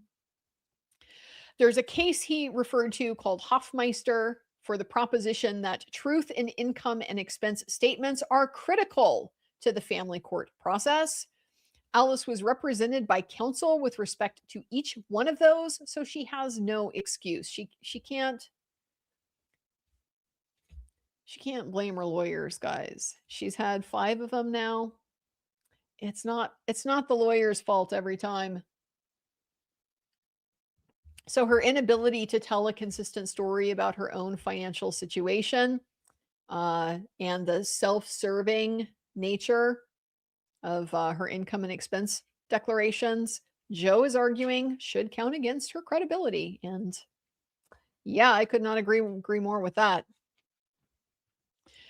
The social media campaign. Her claims that the divorce was a surprise is contradicted by her own communications, where she said she would give her daughter a new daddy.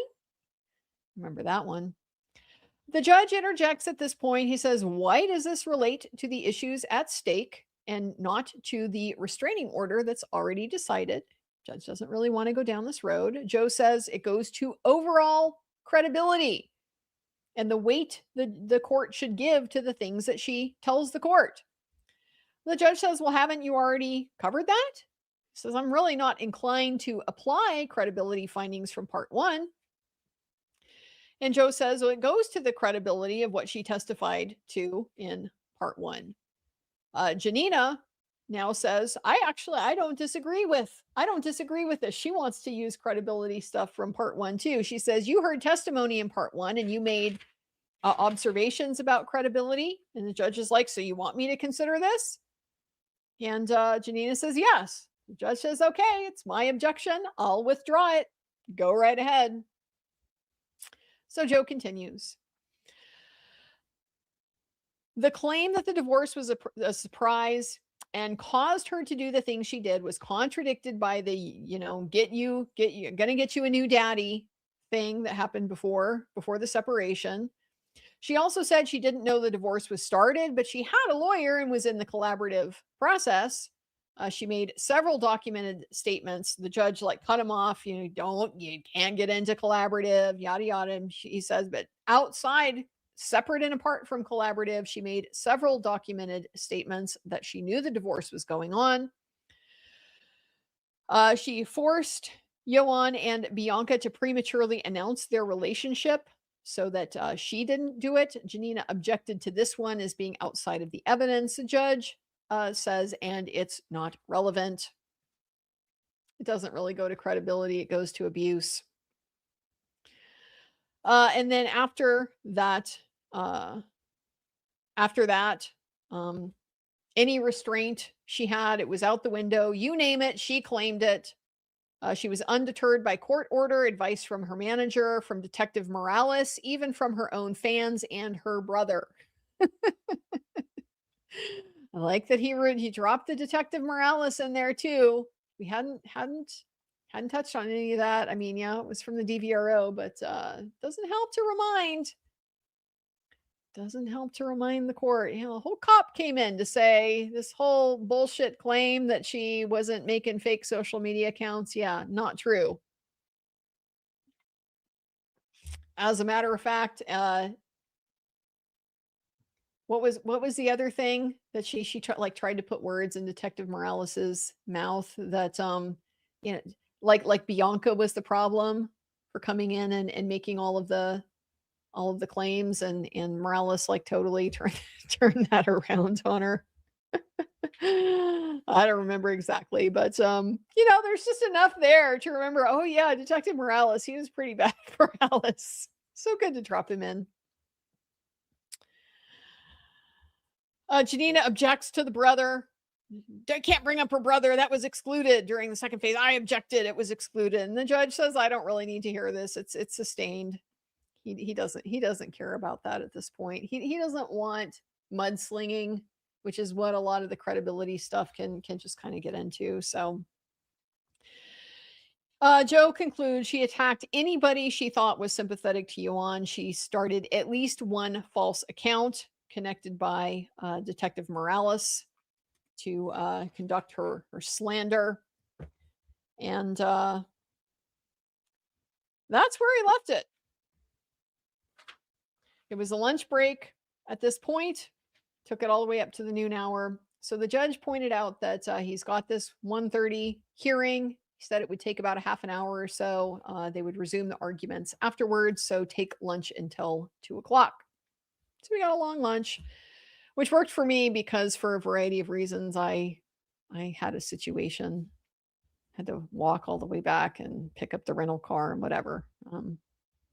So that was great. I appreciated having the additional time. So we reconvened at about 2:10. Ran a little bit long.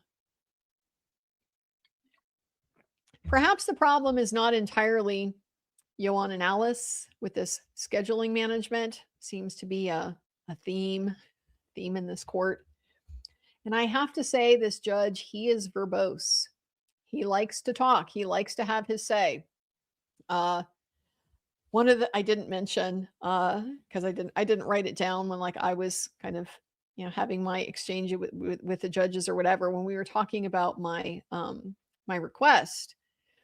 He was going into this long explanation about there's a process, and we there's presumptive access, but we have to consider privacy. And I don't think he realized I was a lawyer until maybe he got to when I was like, I want to verify that you have my email address, because we talked about serving everybody by email. So I was like, I just want to verify I put my email address in this application so that you're able to do it. And he looked through, oh yes, here it is, A. Burkhart Law. Yeah, Judge. Anyway, I don't think he knew I was a lawyer. So he's giving me like this long spiel about this is privacy, there's contravening interests, and we have to weigh those very carefully, and there's a process, and we could be personally liable if we violate that. And I'm like, now I know you didn't know I was a lawyer, because that's a sack of shit right there. That is a pile of horse shit you're trying to sell me, Judge. You are not potentially personally liable. You have absolute immunity for judicial acts. Decisions you make in the course of a case, including whether to release case documents to the public or not, that is a judicial act. You are absolutely immune for that decision. Don't feed me this bullshit. Yes, I know you need to go through the process, whatever. Anyway, I only brought this up because the judge likes to have his say. He likes to run on a little bit. So it isn't entirely their fault. It happened at the hearing before. I came in at the tail end of that hearing. And the judge was giving a very, very long ruling on why he was not awarding attorney fees to one side over the other. So we got started at 2:10 for Janina's closing. So Janina, she also presents a roadmap. She tells the court, before I get into the argument, I'm going to present a roadmap. The issues that she sees, number one, the interpretation of the premarital agreement, specifically related to property division and the support calculation. That's one of the issues. And 2, the pro rata split of medical and dental costs for the kids. And we need to determine spousal first in order to do that. So the judge, right off the bat, has a question. If spousal support is continued, then you agree it would be included in Ellis's income to calculate the pro rata split, and it would be moot if the court terminates support. And Janina agrees with both of those propositions. Yes, that is correct. So as to the property division, she says Exhibit 28 is the guiding exhibit that was prepared by Ms. Lesgart. It states Mr. Green's positions on it as well. It's dated February 22nd of 2026. Page 1 highlights the differences in their opinions. First difference, the characterization of the C-HOR account. Ms. Lesgart says it's separate property. Mr. Green says it's community property. There's a difference of $84,458 based on how that account gets characterized. So Janina thinks this question is determined by proper interpretation of the premarital agreement, but she doesn't say what that is or how you get there. She didn't give any explanation at all. Her argument is if you just read the premarital agreement right, that's what it requires. And also, no response at all to what I found a very reasonable argument by Joe that we're just trying to hold both sides to the same standards here. Make all of the accounts community or all of the accounts separate, and just apply the same standards for both. She didn't address any of that. Just, oh, judge, just read the premarital agreement properly and you'll get to the right answer. That's not a good argument. You need to walk him through what part of the premarital agreement, what are the potential interpretations? Like, why is it even a question that he could not read it properly? You're saying it's ambiguous. If you're saying it's ambiguous, then why should it mean what you say it means? She didn't do any of that. I had gone through. I forget if we looked at it during one of the lives during the trial. I know we looked at the premarital agreement at one point. I forget if we were looking at this or not. But the issue is that it does basically say that commingling doesn't necessarily change the character of separate property. It doesn't necessarily make it all community property. But the problem with that, I think in this instance, I do remember talking about this now, is that the problem was there had been a big deposit into that account during the marriage, like a $90,000 deposit or something like that. It was probably payment for one of her films or something, or who knows. But big deposit in, and that's not accounted for. So if that's community property, it doesn't become separate property just because she stuck it in a separate account. Like the premarital agreement does not create this magic wand where you can steal and convert the community property into your own separate property by putting it in your separate account. It just means that your own separate property would still be yours, but that doesn't relieve you of the obligation to do the math. So maybe that's why Janina didn't argue that anymore, because there's like kind of hard to find a good argument if you actually go in and dig into the language and think about what the judge is being asked to do here. So extremely weak on the separate property for the C-HOR account. I am predicting that the judge is going to find they're both community property. Second thing that she wants to talk about now is the reimbursement for the sale proceeds. She calls it the 2640 reimbursement for the sale proceeds. That's because 2640 is the statute, the California statute. We talked about that before. It provides for this. So Ms. Lesgart didn't include the interest in her calculation. Mr. Green did for the first time, only after many, many documents and multiple sworn declarations by Ioan did he include the interest. She says this requires resolution of an ambiguity in the premarital agreement. The dollar difference is $180,183. Third issue, the fees distributed to Meyer Olson of $90,000. Ms. Lesgart allocated those to Ioan. Mr. Green allocated them to Alice. There is no, she says pendente lite support. Oh, Janina. Oh, Janina, even I am not a family lawyer, and I know this is français. This is pendant lit. Your client could have told you that, couldn't she? Couldn't she? Couldn't she? Yikes. Pendente lite.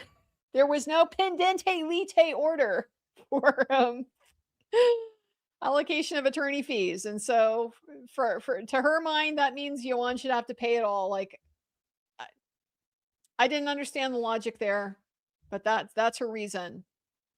No order, so therefore Ioan should have to pay all $90,000.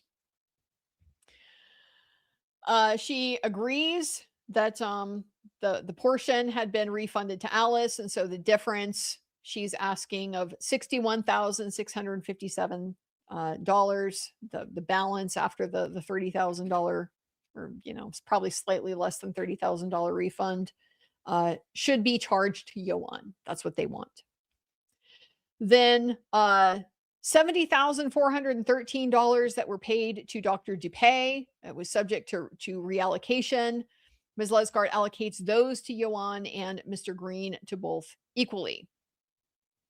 So Joe had argued that these last issues should be reserved for a future date, based on, it would be jumping the gun to include these in the property distribution when there's going to be a whole separate hearing on attorney fees and who should pay what and so forth. So it's not inappropriate to do that. She says we don't know what the property and the spousal orders will be.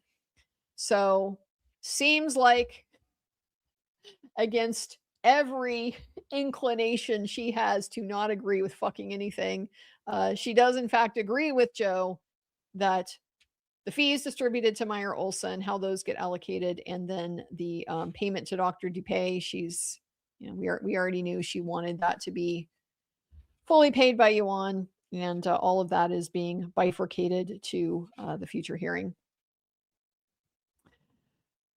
Janina says the parties' accountants were in agreement on all other issues, and the court excused the accountants on March 6th of 2026. Her calculation of the equalizing payment to Alice is $162,926. So when you give Alice everything she wants, right? She gets the Seahor account as her separate property, but all of Ioan's accounts as community property. She gets, the 5% interest that's called for in the premarital agreement. That's wiped out. We ignore that. We get the fees. Ioan has to pay Alice's attorney fees, and Ioan has to pay to Dr. Dupay. At least this is how I'm understanding. She's saying if you give Alice all of those things, then Ioan should have to pay Alice $162,926.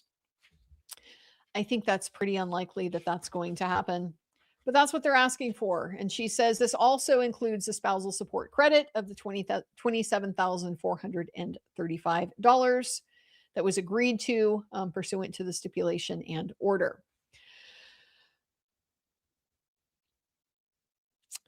So then, after the accountants were excused, suddenly on rebuttal, Ioan sought to rebut his own accountant's characterization of the bank accounts. The UK, he claimed that the UK accounts were his separate property, and that contradicts Mr. Green and multiple documents signed under penalty of perjury by Ioan, including his property declaration and his final declaration of disclosure. I'm going to give Janina credit where credit is due. It's good on her to jump on this because the judge was really pissed that last day. He was really pissed. This was the problem. She's reminding him of, like, remember why you were all pissed off about this. So it's interesting to kind of look at in hindsight to me, just because it reveals so much about the character of this litigation. Normally, a good, clean case, okay, you have filed your trial brief, well, where you've told the judge what your position is and what's at issue and what you think is important and what isn't. You have presented it in your opening statement. You have developed it through your questioning and the evidence that you've presented. And then you give your closing, and all of these things are consistent, right? That's what a good case looks like. This is opportunistic leaping on something that just happened to happen at trial and kind of making it your whole case. It's very opportunistic. And to me, it tends to indicate like, yeah, your case wasn't so good to begin with. Because if it was, you would be still here presenting a consistent argument based on those points, instead of just being like, I just read the premarital agreement, right? And you'll get to the outcome that I want. You would have already developed the argument for why. And you would have already told him that in the trial brief and in your opening, and it would have become clear through your questioning, and then you would be bringing it up in your closing. And if that was a good argument, then you would have been repeating it all. But no, it's not a good argument. And that's why you've tossed it overboard so that you can just try to wave your hands and make a big deal out of this thing that, yeah, did piss off the judge, and try to milk that for as much as you possibly can. So, got to give her credit for jumping on the opportunity, but at the same time, it's like it's a very double-edged thing, because it does tend to show what a shit case you had coming in to begin with. Pendente lite, she like says it a couple times. Oh God, I have it in my margins here. I don't know if you can see it. Pendente lite. Ugh. Pendant lead. Pendant lead if you're, anglicizing it, but it's pendant lead. She says this would, making this change that Ioan wants, this would make a huge difference to the community property balance sheet. Ioan's position is Ioan should be stopped from claiming the accounts as his separate property, and also that by his litigation conduct, he waived the right to claim these accounts as his separate property. We'll get into what those things mean, because they're kind of, estoppel is a weird word, but we'll get into it in a minute. She's just introducing the judge to her position. So first, she wants the judge to take note of Evidence Code Section 780, which basically it's something to do with impeachment. She says he's impeached by his own exhibits. And then Family Code Section 2105A, which I think describes the final declaration of disclosure, the purpose of that, and what that is for and everything. And it says the purpose is to give knowledge of all facts related to character of property.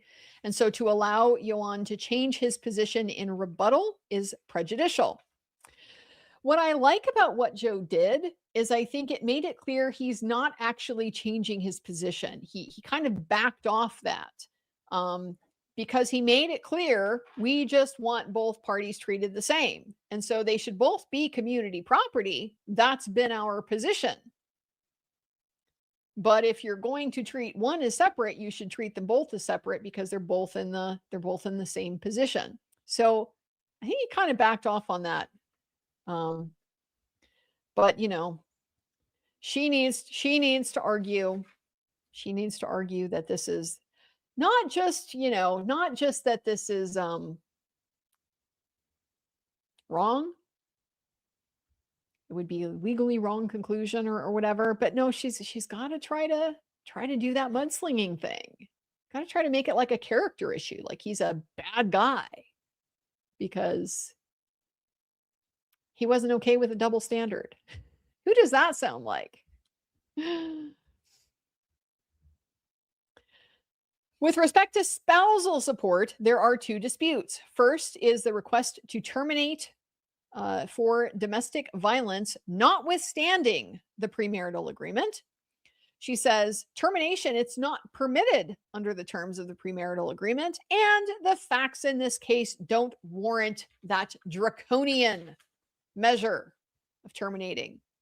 Second issue is if spousal is not terminated, then according to the premarital agreement, Alice gets 10% of the adjusted gross earnings, but a dispute exists as to whether separate property residuals are excluded from the adjusted gross earnings. She says, so both disputes involve the interpretation of the premarital agreement. So first, here's some law. She gives this long spiel about it's like a cut and paste thing that like pretty much any interpreting a contract case is going to like have all of this stuff in it. This is law 101 level briefing. Generally, premarital agreements are interpreted like contracts in general. You look first to the contract language for its plain meaning, and you interpret the language so as to give effect to the intent of the parties. The intent of the parties is to be inferred solely from the language in the contract, and it must be interpreted as a whole. You can't, you can't just like pick out parts of the contract, interpret just this paragraph. Like you have to understand that paragraph in the context of the whole document. It can't be deemed ambiguous in the abstract. The objective intent of the parties is evidenced in the words that control and that controls the interpretation. The parties' undisclosed intent or interpretation is irrelevant. But I'm like, so why did we have all that testimony? I asked that back at the time. Why did we have all that testimony on what they understood, what they thought this meant, and so forth? It doesn't fucking matter. And it's literally written into the premarital agreement that it doesn't matter. It's got that what do they call it? Now I'm spacing. Clause. What clause?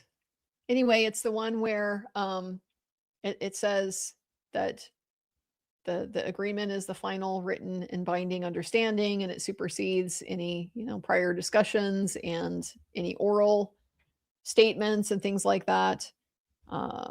It's not an incorporation clause. I forget. Anyway, spaced on that a little bit. Like that's in the contract. So, and then the last point about interpreting contracts is that you should interpret them in a way that would avoid creating absurd results. So she's got little case citations for all this because like literally probably just cut and crib this from some opinion that's out there about interpreting contracts. And all sounds nice. She says we're going to apply these rules to the 2640 right of reimbursement, but she doesn't really actually do that. She just says here in paragraph 9.3, it says that Ioan should add Alice to the title, subject to his right of reimbursement for his separate property without interest. That's in 9.3. And 9.7 defines his separate property interest as $566,000 plus appreciation to the date of marriage, plus then the interest at the time of sale. And she says these provisions conflict with each other. She says it. She doesn't show me like how this is a big problem. She doesn't show me how this is a problem. The issue seems to be that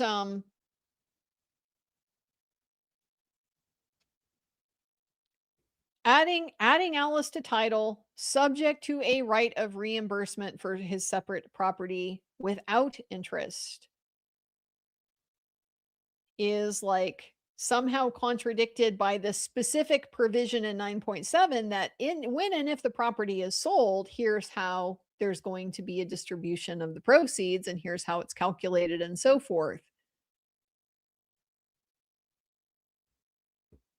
I think part of the problem is because 9.3 doesn't define what the separate property interest is. And so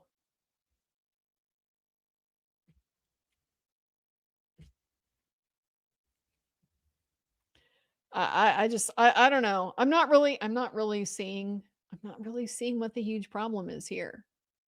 Like one of these is just talking about an abstract right of reimbursement, and the other one is talking about in the specific circumstance that, by the way, applies here because the property was sold. Here's what it says is going to happen. So she just says they conflict with each other.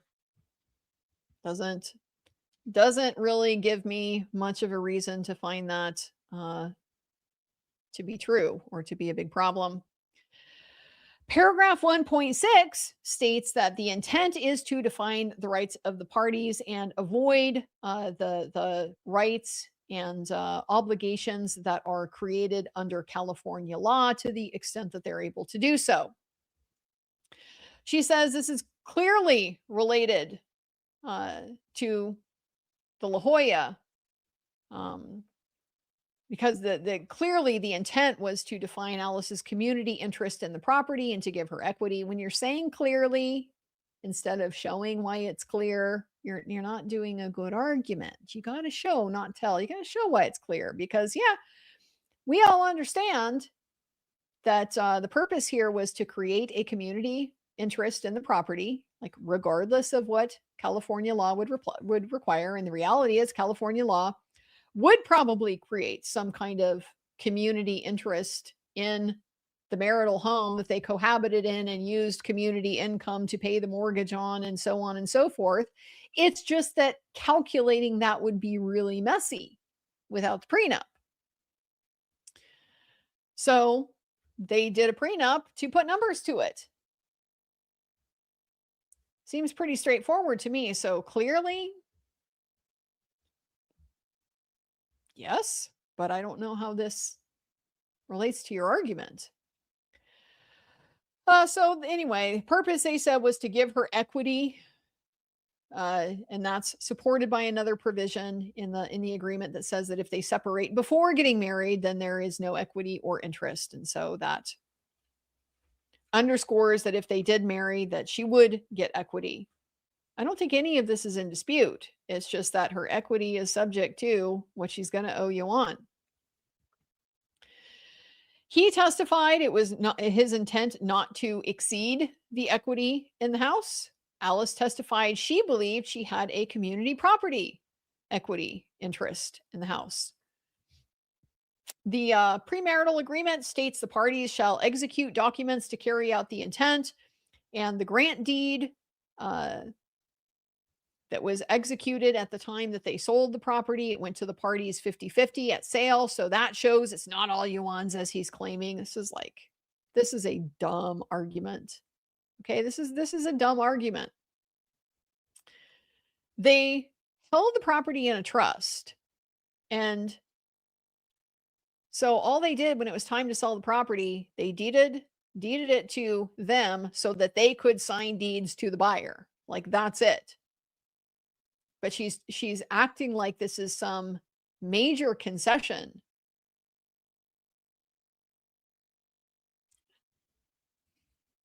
I don't know. I don't get it, but it was a big deal to her. The grant deed went to the parties 50-50. So it's not all Ioan's as he's claiming. Then 2640 itself, the language of the statute says the amount reimbursed shall be without interest and not exceed the net value. Yes, Janina. Now go back to paragraph 1.6 that you just pointed out that says the intent is to supersede California law where possible. So it doesn't matter what the statute says if the premarital agreement calls for something different. That was what you literally just said. But she's going to argue a lot about 2640. The only community property balance sheet that included the interest was prepared during the meet and confer with Diana Lesgart. All of the others identify the reimbursement as 2640 reimbursement. They don't assess interest. Exhibit 208 has the premarital agreement attached, stated on the assets of schedule and schedule of assets and debts that there's a 2640 right of reimbursement. per the statute, the right doesn't include interest. And in his 2626 final declaration, he maintains a 2640 $750,000 reimbursement. And in the property declaration, Exhibit 260, the community property balance sheet, it's his proposed division. It sets forth no interest. The attachment to Exhibit 60 is the original Exhibit 28, which identifies a 2640 reimbursement. It says in the amount of $750,000, doesn't include any interest. Mr. Green didn't assess the 5% interest on any community property balance sheets prepared before trial. So it's clear the parties intended no interest. No, it's not, Janina. It's not clear. You got to show. You got to show. Just saying it's clear. Clear the parties intended no interest, and it wasn't until Ioan realized that that would result in an equalizing payment to Alice that he changed his position at the last minute. Or, just a thought here. Or your client quibbled over the application of the premarital agreement and didn't even stipulate that it was what was going to apply here until right before trial. And then ran that calculation based on what the premarital agreement says. Maybe it's that. Maybe it's that. Remember that part? Remember that part where you're challenging the premarital agreement? First she wasn't, and then she was, and then she wasn't again. You don't remember any of that? Not surprised. She says there's a pattern of this manipulating the evidence to result in the least amount of money to Alice. He did the same thing with his account characterization, but the purpose of trial is to determine the truth. Oh, that's fucking rich. That's fucking rich from the lady who was like, shut up, my own accountant. Don't talk about those bank statements and that information that didn't get disclosed in the premarital agreement that you're outing my client. You're outing my client's breach of her fiduciary duties, but it's about the truth. Fucking rich. Alice has maintained the Seahor account is hers this entire proceeding. She says it's ID'd as her separate property in the prenup, and her failure to separate property doesn't result in commingling according to the prenup. So Alice wasn't required to trace the account, but Ms. Lesgart still did prepare a tracing at page 5 of Exhibit 28, and it shows approximately $97,000 transfer on June 23rd of 2011. That's 10 years before the date of separation. And I think that's the problem, isn't it? I think that's the problem, isn't it, Janina? There's a transfer 10 years before the date of separation that isn't accounted for. Is it separate? Is it community? What is this?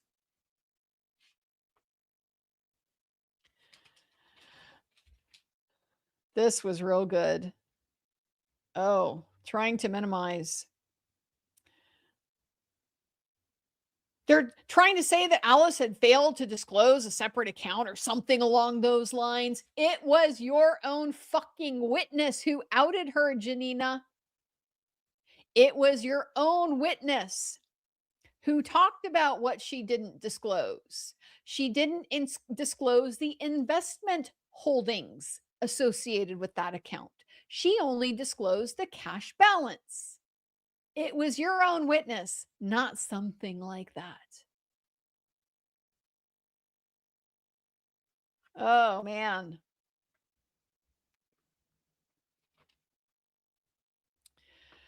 But, they made all these requests, and the time period of the requests, she says, were after January 1st of 2021 when there was no account at that point.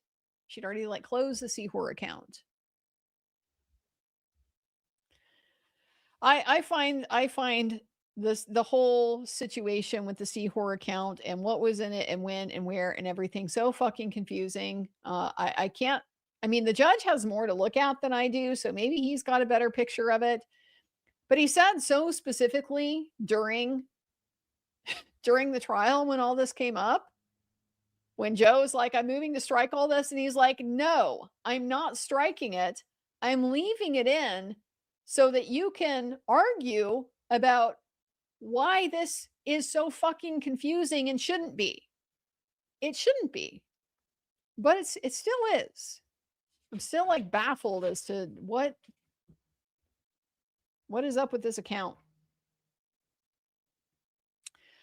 Then the November 22 income and expense declaration that she filed, she says this is more manipulation of evidence because they extracted it from the preliminary declaration that was served with a schedule of assets and debts that disclosed the account and attached a statement. And it just, this was the balance. The balance is wrong. Balance is wrong, right? Because she didn't disclose the investment part. So it appears to be a clerical error. Appears to be a clerical error. She disclosed the account. There was no malintent. It doesn't show any concealment. It's not what your accountant said. Exhibit 213 is the underlying documentation supporting the tracing, I guess. So even if the court finds that Alice had to trace the account, that was done at Exhibit 28 of page 5. This is why I want Exhibit 28. I want to see what the fuck this tracing is. Ms. Lesgart's tracing it showed that 14,478 was the lowest balance at any point in time. So at a minimum, that should be her separate property. No, because we still haven't accounted for whether that 14,478 is entirely her separate property, it originated as her separate property, or is left after she dumped a bunch of community funds into this account. That's the problem. So no, not as a bare minimum that should be her separate property. It has nothing to do with the high balance or the low balance. It has to do with the timing of the funds and the amount of the funds and the source of the funds, which you've never explained. That's the problem. Concerning the UK accounts of Ioan, she refers to Evidence Code Section 623. This is a rule that says that when somebody has led another to believe something to be true or induced another to act based on like their understanding of the facts, you're then not allowed to contradict those facts. And she also refers to a case called Turkanis and Price. This is the equitable estoppel argument that she's talking about. So estoppel is just this idea that you will not be allowed to do something.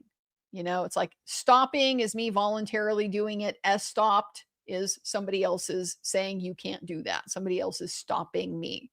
I assume that's like how I think this is an Old English word, probably. Who knows where it's from? I don't know. Seems like Anglo-Saxon or something. I don't know. But anyway, that's estoppel. And so equitable, generally speaking, means we're talking about fair. We're talking about what's fair play. And so equitable estoppel is this idea that, you haven't played fair. And so you should be prevented from taking advantage of, whatever you did that makes the situation unfair.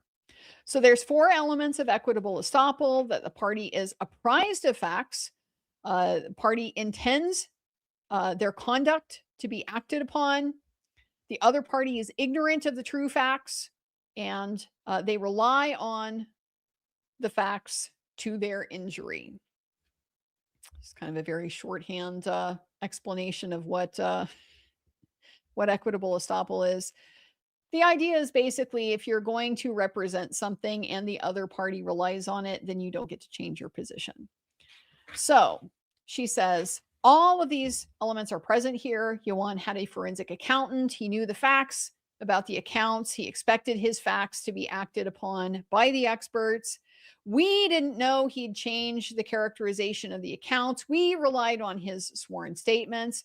And so I didn't question the accountants about those accounts because I believed there to be an agreement. So that's her argument for reliance. Because he only brought it up on rebuttal because it only came up after Alice, and her accountant argued, see, her account should be her separate property, even though she couldn't trace it. Second reason why Ioan's argument should be rejected, she says, is the doctrine of waiver. And waiver is an intentional relinquishment of a known right. The person who is claiming waiver has the burden to establish it by clear and convincing evidence, and it depends on the intent of the waiving party. She gives some cases for these propositions. And it's a question for the trier of fact that's conclusive on appeal. She says here there's a final declaration of disclosure, property declaration, and he identified those assets as community property. So basically, she just wants to say, you know, he's claimed them as community, so he should be stuck with that. Which, again, I don't think is inconsistent with what he said. He's just saying treat them both the same. Now on to spousal. On to spousal support. Alice contends that the premarital agreement controls over the family code. And that's from paragraph 18.2 that says it's modifying the family code, and the court only has jurisdiction to award support pursuant to the premarital agreement. And the paragraph 18.8 formula is absolute regardless of any other factor. And it does say in it, like, you know, regardless of disability or, you know, future inability to get work or just whatever. Changes of circumstances don't justify deviating from the premarital agreement. The duration is set forth. It says terminating it would not effectuate the intent of the parties. In long duration marriages, spousal support under California law can be awarded indefinitely. Here in paragraph 18.5b, the spousal support, if the marriage is 10 years or less, the spousal support would be equal to the length of the marriage. So that's different from California law. It's more generous than California law, where in a short-term marriage, the length is kind of presumptively half the length of the marriage. But with a marriage over 10 years, there's no duration in the premarital agreement. So Janina says it doesn't make sense that spousal would be the length of the marriage for a short-term marriage only. But if it's a long-term marriage, it could, you know, be less than that.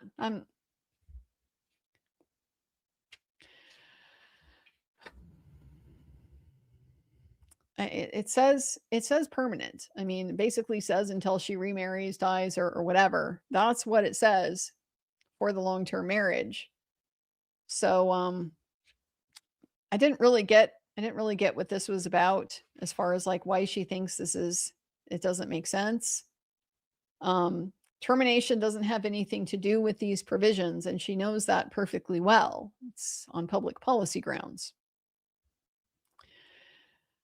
But then she says there's only been a support order since 2024 anyway, and that's only 22 months. And so it would not be equitable to terminate support now, 22 months.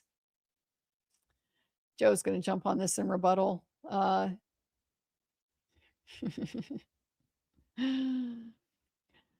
She says, I understand the public policy that the DVRO should result in their position is that public policy is that the DVRO should result in termination of support, but that's not the law. So she goes to the law. Family Code 4324.5 is the only portion of the Family Code that prohibits support. It flat out says you cannot impose spousal support under these circumstances, but it requires a conviction of felony domestic violence, or like a crime of violence, I think. But felony. Then Family Code section 4325, it creates a rebuttable presumption against awarding support. So they still can, but you got to show why support should still be awarded under the circumstances. But in that situation, that statute only applies when there has been a misdemeanor conviction.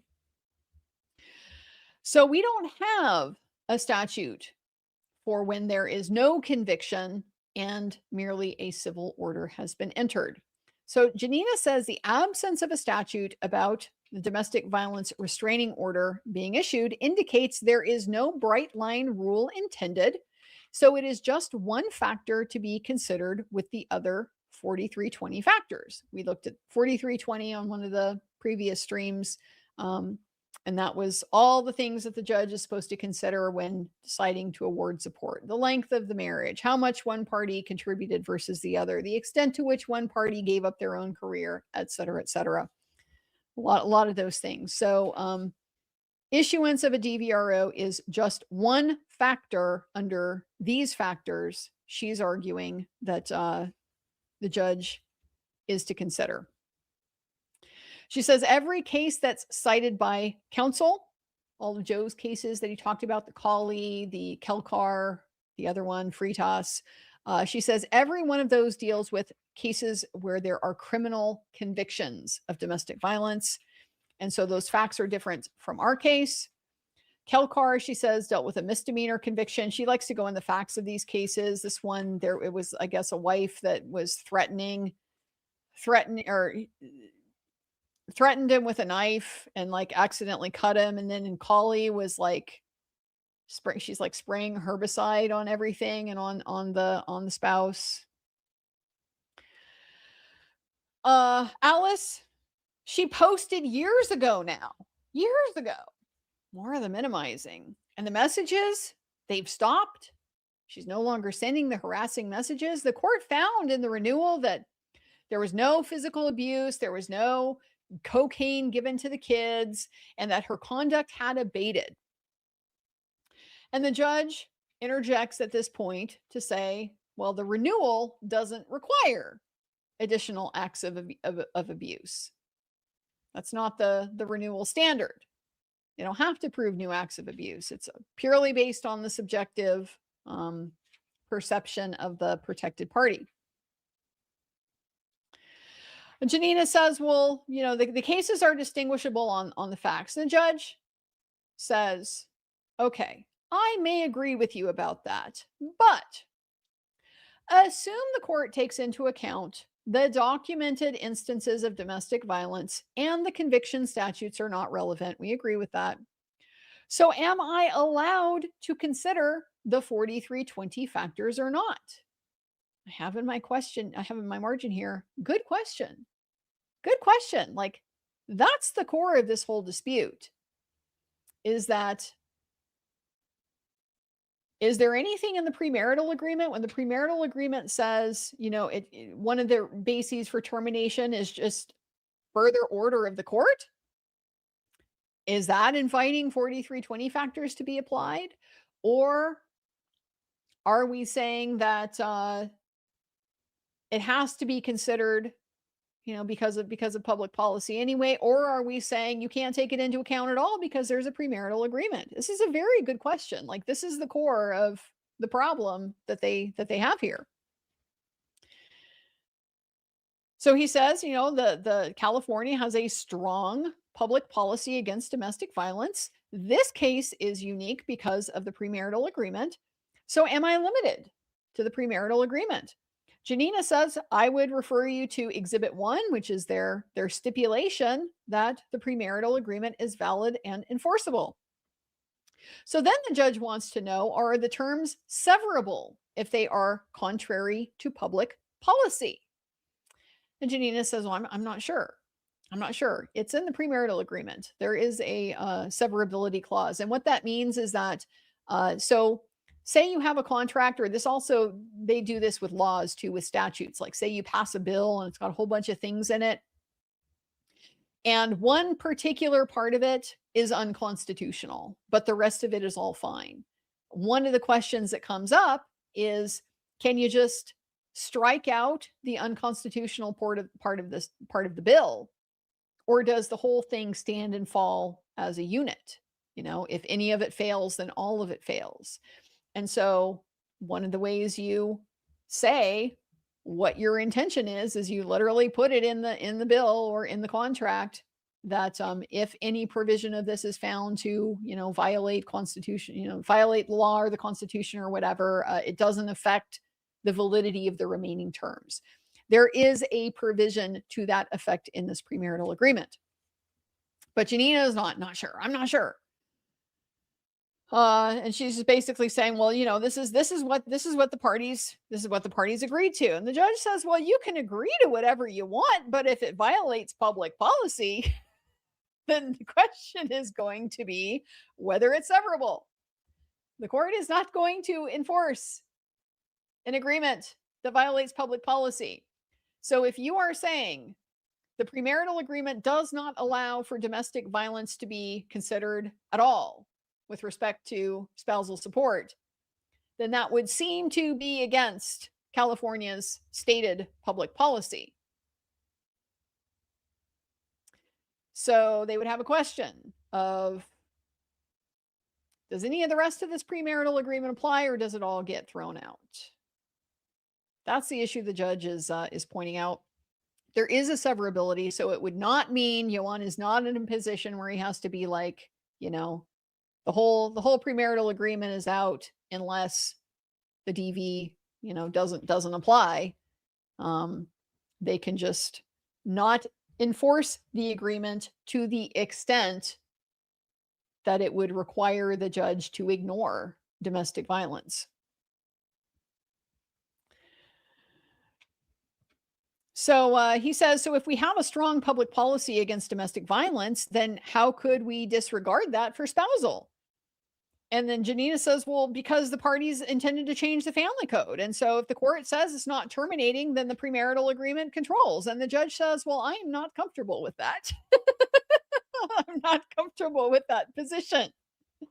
So I'm going to need to research if the court has discretion when there is a premarital agreement in place. And Janina says, well, even without a premarital agreement, it's just a factor to consider. And so if the court will depart from the premarital agreement, it can't be just based on domestic violence. It can't be terminated just based on domestic violence because the legislature made it clear that that was just one factor. So Janina's kind of like all over the place a little bit. But what she seems to be saying here is that if you're going to take DV into account, notwithstanding the premarital agreement, then you have to take all of the 4320 factors into consideration. So then she moves on to those, the remainder of the 4320 factors. The relative earning capacities of the parties. Ioan worked more than Alice. Alice is an actress. She's never worked as anything else. She tried to work as a translator years ago and it didn't go well. Alice quit after like 3 days or whatever, even that long maybe. Wasn't for her. It wasn't for her. Now she's 57. She's worked as an actress her whole life. She argues that the arguments that Alice has not made reasonable efforts are not supported by the evidence. At the time of the separation, Alice wasn't working at all, but she's lodged her tax returns. Now she's going to tell us some of the details. That shows $42,000 in gross receipts from self-employment, from conventions and other events. 42,000 gross receipts and self-employment. Do the math. It's not quite 4,000 a month. I mean, we're nowhere in the ballpark of self-sustaining at the lifestyle that Alice expects to have in one of the most expensive areas in the country, Los Angeles, even though not clear why she needs to be there. I very much understand, although I frankly don't think she does or cares, but the idea of stability for the children, kids, not good to be yanked around and have to leave their friends and make all new friends and go to new schools and all that type of thing. It's even in like good families that it can just be very stressful and a big upheaval for kids. I don't think Alice gives a single shit about that because, she's already jerked the kids around at some length without even leaving Los Angeles. So like I could kind of understand that if there was some, consistency with that, but otherwise she has no reason to be there and she's nowhere near what she says she needs to be able to live there. And she does not seem to have any realistic prospects to get to where she needs to be to live there. But that's the argument. 42,000 in gross receipts from self-employment shows she's trying. No, it's not a conventional 40 an hour a week job, but it exceeds what she would, minimum wage. And by the way, and she's got custody full time of the kids. Yeah, we know she left them to go to Paris. She talked about that. Left them to go to her conventions. But it exceeds, what she could get as a cashier or whatever. And there was no vocational analysis done in this case, no evaluation. So on the one hand, we're going to smack Ioan because he wanted like the child custody evaluation and Alice didn't want to spend money on that. But, we're also going to smack him for not spending money on other things, vocational analysis. Alice could have done that herself. Go get an analysis that shows you can't do anything but be an actress and go to conventions. Good luck with that. She testified about the years of IVF, having the kids in short order, and that prevented her from working. And she was also traveling with the kids to be with Ioan. Ioan denies the agreement that she would not work. But even Ms. Mulcahy said that they didn't want a nanny and preferred a parent to be present. Alice also had health problems, she said, and it was hard for Alice to go back to work after her pregnancies because it was difficult for her to lose weight, and she sympathized with that. There were opportunities presented to Alice that she chose not to pursue, but she didn't know, Mulcahy didn't know what Alice and Ioan discussed about them. What the fuck does that have to do? You didn't bring it up either. I mean, this is like flailing, honestly. It's all very defensive. She doesn't really have an offensive position to assert. I mean, I think the closest thing she has is no to the 5%. Everything else is she's on the back foot trying to justify her claim and what she wants. And like why Ioan shouldn't get what he wants.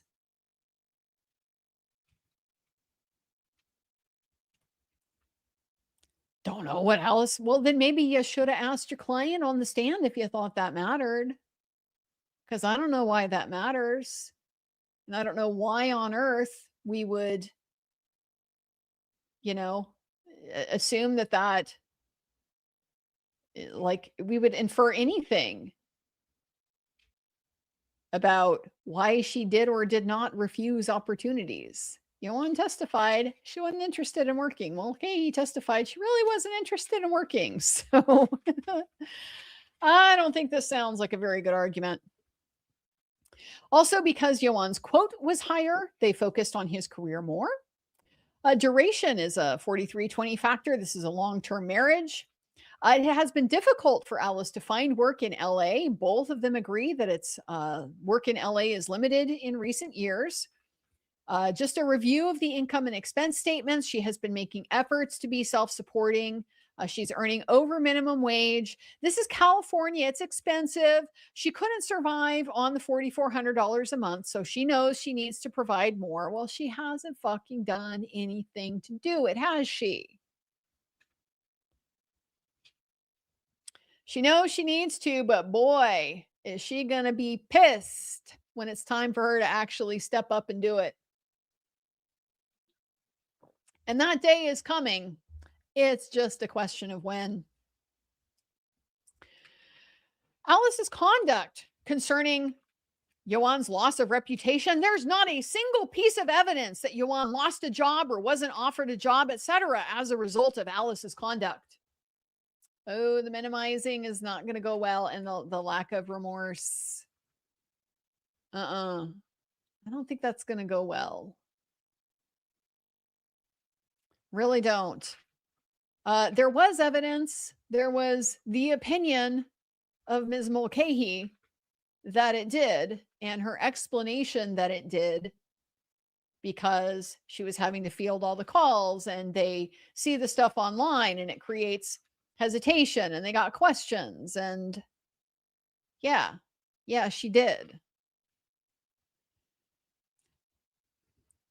She brings up COVID and the strike. I'm not even really sure why. The COVID and the strike came up, and Ioan was still able to work. And he spent 4 months in the UK in 2022. So there's no causal link proven that any of the reduction of income was caused by Ellis's behavior. No, I don't think this is it. I don't think this is it. I don't think this is going to be the winning show of contrition that you really badly needed to get some kind of favorable outcome here. We take our afternoon break at this point. Janina says she's got like 7 to 10 minutes left. Joe says he needs about 15 for rebuttal. So we come back. Janina continues with the 4320 factors. We look at Ioan's reduction in income. Ms. Mulcahy said that his team would only accept offers orally, not by email, and that was to avoid discovery of documents. And the judge says, well, that's an interesting way to argue it. Yeah, it is. Yeah, it is. Because that's not quite what that was. She says Alice's conduct made, judge says Alice's conduct made Ioan alter his work practices. And isn't that the point Mr. Langlois made? And Janina says, well, Ms. Mulcahy testified that it was more difficult, but no jobs were given orally. Well, yeah, so it didn't fucking matter. All of this like flailing and squirrel, look over here. Don't pay attention to this argument that Mr. Langlois made. Look at look at how they said they were going to discuss things orally and ignore the part where it never actually happened. I don't get it. I really don't get it.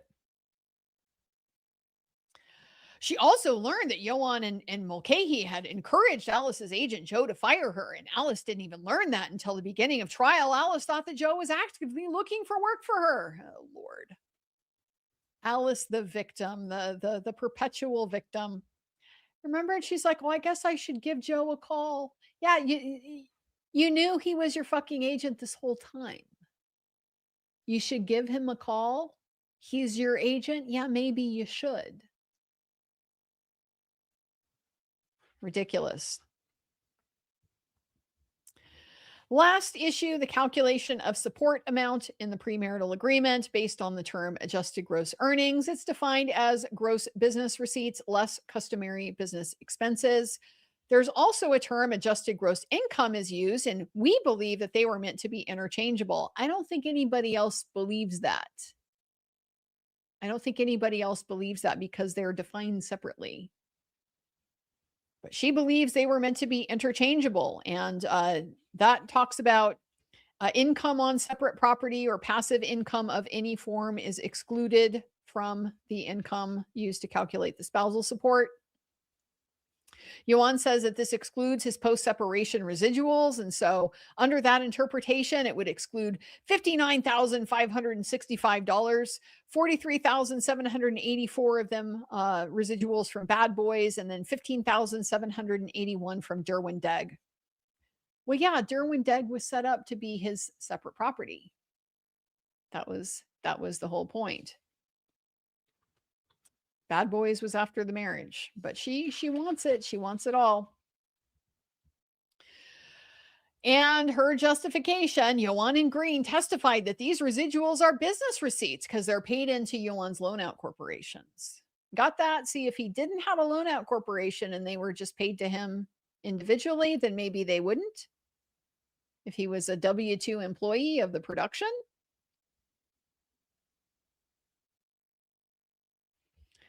I This seems quite weak to me. Then also it's the fact that it talks about income on separate property, not income from separate property. And she believes that this is used to describe passive or portfolio type of income, not income from residuals. Residuals are kind of like passive income on your past project. I mean, to me, they seem far more equivalent to something like rent, right? Your capital investment in a piece of property allows you to rent it out and get the passive stream of income from it, which, by the way, it's like literally kind of one of the classic types of passive income is rental income. And it is so fucking not passive. You know how much work it is to be a landlord? Oh my good Lord. You invested the capital of your performance years ago, and from that, you are now obtaining residuals. So I just, I don't understand this reasoning here. At the same time, both of them had separate property residuals. They didn't say that they would exclude residuals. They didn't just say that explicitly in the prenup. So she believes that income on meant investment income on their separate property only. Mr. Green testified that the parties' stated earnings included residuals in paragraph 10 of the premarital agreement. So they request that if the court includes the separate property residuals, Ioan's adjusted gross income for 12 months ending in 2025 is $223,452. So then the spousal would be 10% of that. Here's where he had the math problem. 10% of that, or $1,862 a month. The judge is like, how does 1862 come to 220? How is that 10%? It's because it's 12 months. It's 10% is 22,000 whatever, but you got to break that over 12 months, not 10. So he figured that out eventually. And so Alice wants that amount retroactive to January 1st, 2026. Alice, by the end of this argument, I think she has perceived that she is on the back foot. She does not have a very good chance of getting everything she wants. She might get some of what she wants. I don't think she's getting the separate property C-HOR account. That seems highly unlikely to me. I don't think she's going to get the 5% off from the sale proceeds. It's explicitly there in the prenup, and it's not ambiguous. So, I think her best chance is maybe this argument that she'll get, slightly more. There's like a slightly higher support calculation if they make Ioan include residuals. But that's also assuming that the judge doesn't terminate. And at this point, I'm not really convinced that that's off the table. We got through this trial. This is the thing about closing arguments. And sometimes you think, oh, it's already done and dusted. You're not really achieving anything with your closing. And that might be true sometimes, but it's definitely not in all cases. And this is one where I do think there's a chance that the closing could have a real impact. And I say that just because of seeing like how the judges interacted. And there is more, a little bit more, by the way, when we get into Joe's rebuttal.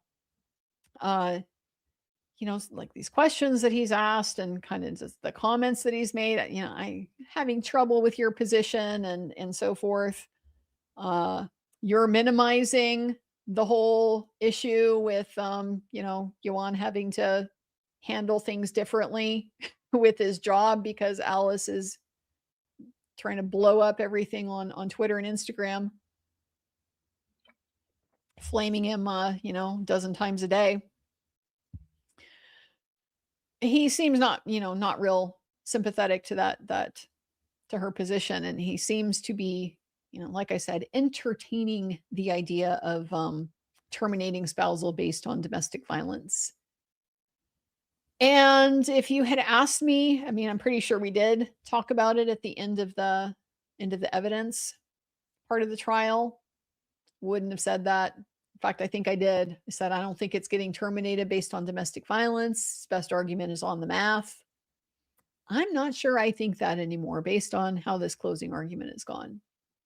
I think it very much seems to be on the table. Anyway, I brought all this up because at this point, by the time this argument is done, like Alice has put on her full defiant teenager mode. She's moved on from the pursed lips. Now she's got the chin jut and the arms crossed. She's sitting back in her chair. Like the child who regrets nothing and will not apologize and isn't sorry. And it was probably the truest presentation that she's given throughout this entire case.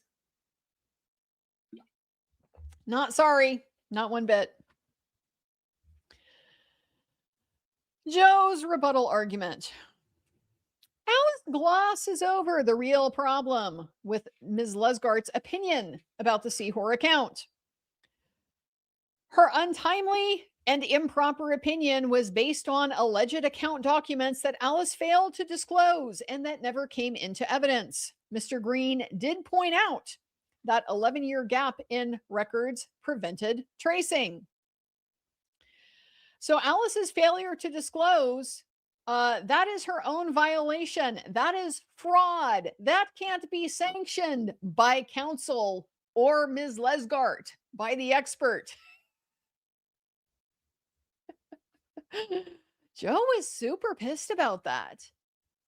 I mean, I get it. I get it. It's not fair play. Litigation is supposed to be by rules. There's supposed to be at least a bit of an honor system to it. And yeah, giving her documents 3 days before that you never give to the other side. Still apparently to this day. That's fraud, he says. Say it like it is, Joe. Preach, preach. For those in the back. He says it's not a clerical error to repeatedly misstate balances in the account. It is not a clerical error to fail to timely disclose. Ms. Lesgart said she got them 3 days before trial started. Janina objects at this point. Her tracing wasn't based on those, a judge. Judge says, under one's continuing fiduciary duty to disclose, how do you address that? Mr. Langlois did, but you didn't. I'm inclined to see that it's a breach of fiduciary duty so that Mr. Green couldn't trace. He's inclined to see that as a breach of fiduciary duty. Yeah, it is. It is ongoing duty to disclose during the dissolution process. Janina says, no, that was stricken. Big notes in my margin. No, it fucking wasn't. Joe asked for it to be, and the judge specifically said, no, we're leaving it in. So Janina's misrepresenting the record again. That was stricken. The judge says, that doesn't, even if it was, that doesn't make it not a breach of fiduciary duty. Janina says, well, there's a timing issue. Right? She had tried to blame them. Well, you didn't ask for those records. The judge says it doesn't have to be requested. It must be disclosed sua sponte, meaning of your own accord, continuously throughout the course of the separation. The objection is overruled. Sit your ass down, Janina. You had your chance to talk. You decided not to talk about this then. Joe's turn. On the equitable estoppel argument, she who seeks equity must do equity. Oh, Joe, you're speaking my language. This is when you're talking about equity, since equity is about fairness, it's not like a statute that's written somewhere. It's just the inherent power of the court to do what's right. And so there's all kinds of little sayings and idioms and things like that relate to equity. And this is one of them. She who seeks equity must do equity. If you are going to come and ask the court to treat you fairly, you better have treated the other side fairly in your own dealings. You better. Another way to put this, when they talk about equity, you cannot come to the court for equity with unclean hands. Your house better be in order if you're going to try to rely on stuff like this. So this is Joe calling it out again. And I'm like, yes, this man has bent over backwards, like we've already said so many times, to give her the benefit of the doubt and to try to be fair. And all she has done is try to beat him with that and get more. And then lie and trick, misrepresent, distort, minimize. Oh, it's so obvious where the equities lie in this case. She who seeks equity must do equity, and there is no fairness in letting her take advantage of her own failure to disclose. Yes. Yes. That's the problem. That's the problem. He says, counsel hasn't properly quoted paragraph 9.3. She truncated that section. There's language in it that the $750,000 basis is not for acquisition or improvement. It was stipulated to be the equity and the property at the time of the marriage. Counsel's tortured interpretation flies in the face of the premarital agreement. There is no ambiguity. We agree that the statutory rights are modified, such as the interest. Yeah, just like we pointed out. You literally just said that, Janina. Now you're saying like, but the statute says no interest. Well, yeah, that's because they modified the statute, didn't they? And some of those modifications went in Alice's favor, and some of them went in Ioan's favor. And that's what negotiating a premarital agreement is about. The judge says, so why was it not included in the valuations until the very end? He says, also equitable estoppel. You have to address it. You can't change your own expert's testimony. So Joe says he did those for settlement and other reasons en route to getting to trial. He didn't include the 5% until the end, when it became clear that we would go by the letter of the premarital agreement. It became clear she was going to fight everything. And so they were going to go by the letter of the agreement. It's, not the worst argument. I think only nitpick I'm going to give Joe on this one. Remind the judge. She said the premarital agreement was good, and then it's no good, and then it's good. And we didn't even fucking know until 0 hour that we're going to be agreeing to go by the premarital agreement. But that's okay. Just a variety of reasons, settlement and other reasons, en route to getting to trial. And once it became clear she was going to fight, then they included it. They have the right to do that. I mean, I don't particularly see that as a problem, but maybe it is a problem. I don't know. He says counsel's memory of Ioan's testimony is also somewhat faulty.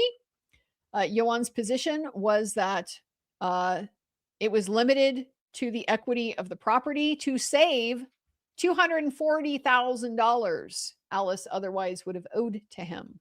I like that he stuck a number to it. It just is continuing to show this is the guy who has been generous. This is the guy who has been over backwards, tried to be reasonable, tried to be fair, and he's just gotten penalized for it at every turn. She claims contractually the court can't modify the premarital agreement regardless of whatever conduct she engages in. Yeah. It's a good point. As long as she doesn't get a criminal conviction.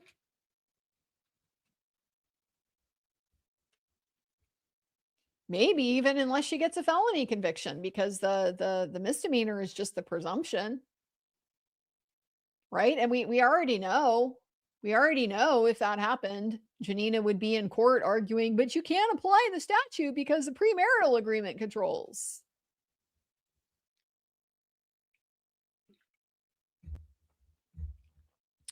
But the court can modify under the or order of the court language. It's there, so the right to terminate exists contractually. Opposing counsel misrepresents the evidence when she says spousal was paid for only 22 months. It was overpaid from the date of separation and the stipulated overpayment, then May of 2024 to the present. So yeah, 22 months. It's a lot longer than that. Spousal. How long a spousal should be paid, he says, begs the question of public policy.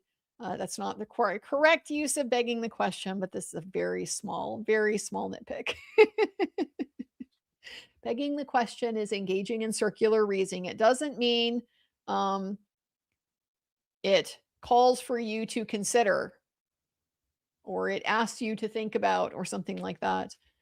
The duration of how long spousal should be paid begs the question of public policy, which trumps the premarital agreement.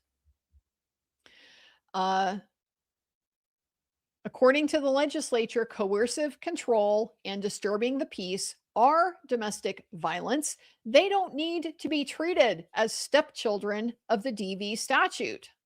I like that point too. I mean, that's what California has made really crystal clear with their law, is that coercive control is abuse. It's on par with other kinds of abuse in the family context, not in the criminal context, but we're not in criminal court. He says, we agree that you can't ignore it. The judge says the statute does say what to do with convictions, but it's silent on civil domestic violence. You say it's my discretion. Joe says yes. So the judge says, I'll need to do some research on it because the public policy issue is important.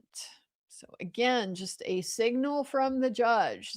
This is an important issue that matters to him. He wants to get it right. He's not going to just be like, forget it. Just apply the premarital agreement. They waived it, whatever. No, he is giving very serious consideration to what it means. Joe says the conduct here is so over the top and egregious, and public policy matters. And if not this case, when would it ever be applied? I don't always love that, because you're not sure that the court has the same perspective as you do on the conduct and so forth. I mean, the judge has seen a lot and he can imagine a lot. So to me, it's like, it really better be the worst of the worst. And like, yeah, this is bad, but could it be worse? Yeah, we can always imagine ways it could be worse, nevertheless. But if not this case, when would you ever apply the public policy against domestic violence, if not in this case? Physical abuse has lasting impacts, but so does coercive control and disturbing the peace.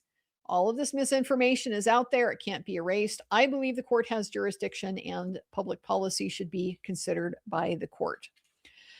Alice's ability to work. She has, for the first time in years, filed a tax return for this trial. She's gone 10 years without working as an actor, 5 of them post-separation. The claim that Ioan encouraged Joe to fire her misstates Ioan's testimony. He says he didn't ever speak to Joe. 18.5a is the part of the premarital agreement that talks about income on separate property. Joe says it's a very broad term. It includes passive income of any form. The fact that this is a mutual provision, all of that fits in with Ioan's testimony about the intent. He says counsel's argument has some logic to it, but no evidence, because Alice didn't even read it. Like, no evidence of what Alice intended this to mean because Alice didn't even read it. I'm like, damn, Joe. Damn. Calling it like it is. Joe says spousal paid in the past and the credit are already agreed. So if spousal is terminated, then this issue is moot for the future. Doesn't matter, because if he doesn't have to pay spousal, then how to calculate it doesn't matter. And that is a bit of an easy out for the judge if he's inclined to terminate. So that's it for Joe. The matter is submitted on these issues. They are still agreeing to carve out the attorney fees and costs. The judge says it is under submission and he will work as fast as he can. So we'll see what that means. Joe also advised him before court concluded, for the record, we have sent my request to custody counsel and informed her of the dates and deadlines. So yeah, we'll see if I get a decision on being able to view the exhibits before or after we get a decision on the merits of this case. What do you think? What do you think? Over under on it's not very long, and he seems to have a lot of research to do. he really wants to do a lot of research on this termination issue to make sure he's allowed to do it. Sure is what it sounds like. Sure is what it sounds like. So we'll see. Now we wait. Now we wait. There's no goodness. I don't know if you guys heard that, but that was a very loud yawn from the dog.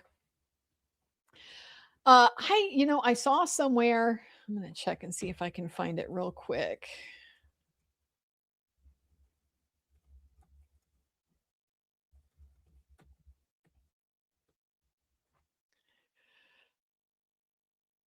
There is, there's this rule. Let me see what it says. No, this is something else. I was trying to remember. I could swear that I remembered seeing there's something in California law. I don't remember if it's a statute or the Constitution or something like that. Some states do kind of create a time limit for judges to decide things to prevent them from just like forgetting about stuff and it sits on their desk, indefinitely and nothing gets done.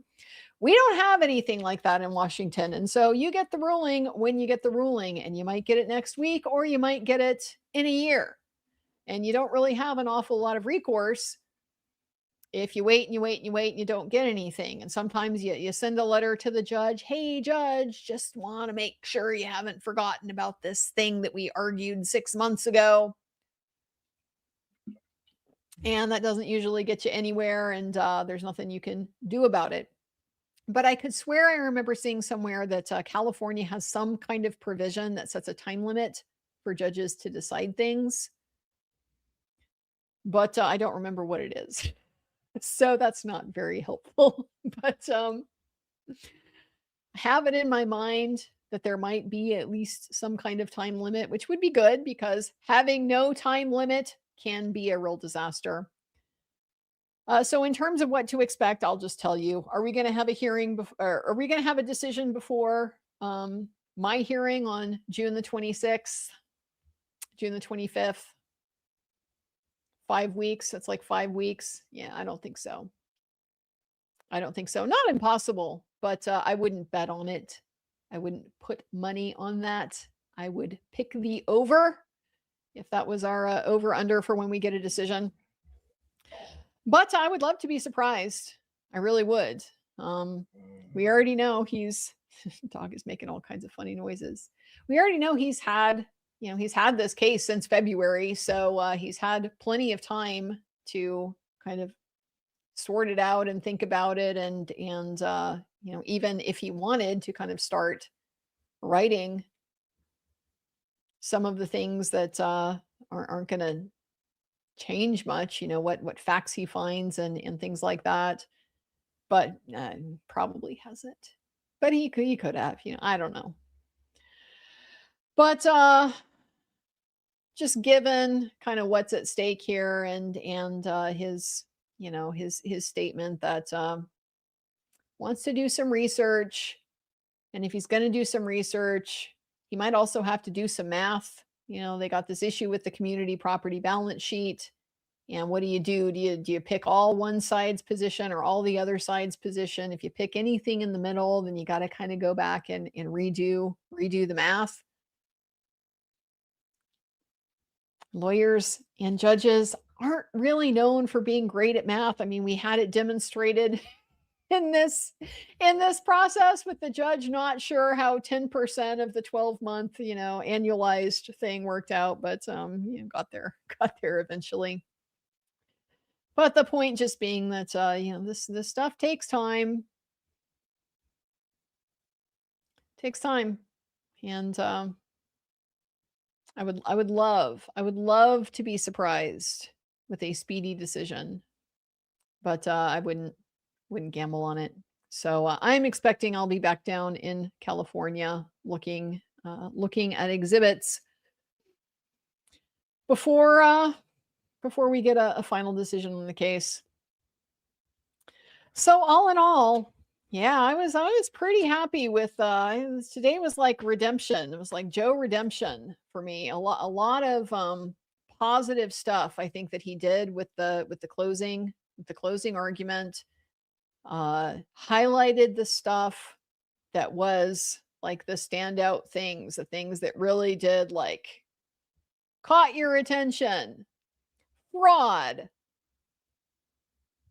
Not true. If I said it in public, just because I said it doesn't mean it's true.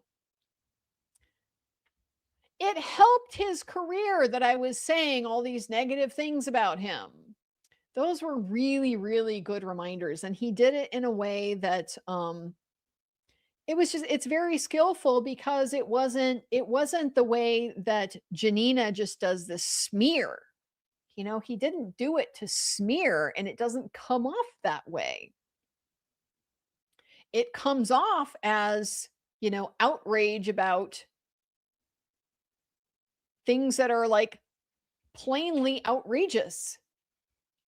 Janina is more about like trying to take something that's relatively minor and turn it into something outrageous to be able to rely on. It's like catastrophizing. So I liked what Joe was able to get done. I was so worried about this issue with the impeaching your own expert and everything. And I think he handled it very well. Not necessarily, a strategy call that I agreed with at all at the time. Still not sure I would do it that way myself. But he made the point, I think, really clear that this is just about being even-handed. And so to the extent that she is trying to create an advantage for herself by breaking the rules and giving this stuff to her expert to be able to try to put her in a better position, she shouldn't get the advantage of being able to do that. So well done, Joe. Well done. I think this was the type of closing argument that has the chance to really make an impact on the case. Janina's, I was unimpressed. Far too much that just, didn't get explained. Kind of assuming that things are clear. If you're assuming it's clear, it's probably not. I mean, you are in trial. There is a dispute here. It's probably some reason to believe at least somebody disagrees with you. And you need to make sure that does not include the judge. You can't just take it for granted the judge sees things your way. But didn't do Alice any favors either, in terms of, just got to show some remorse. You just got a fucking DVRO reissued 5 years based on your conduct. Inexcusable.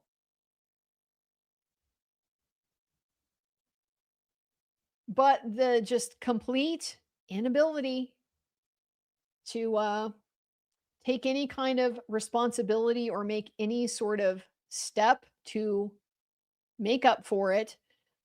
No effort to even like see things from his perspective and appreciate what it would be like in his shoes, having gone through this.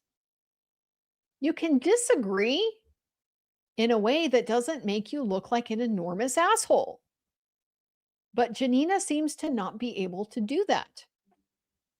You can present an argument in a way that's like, look, Alice is completely embarrassed of what she did, and she told the court that, and she expressed her apology to Ioan and Bianca on the stand.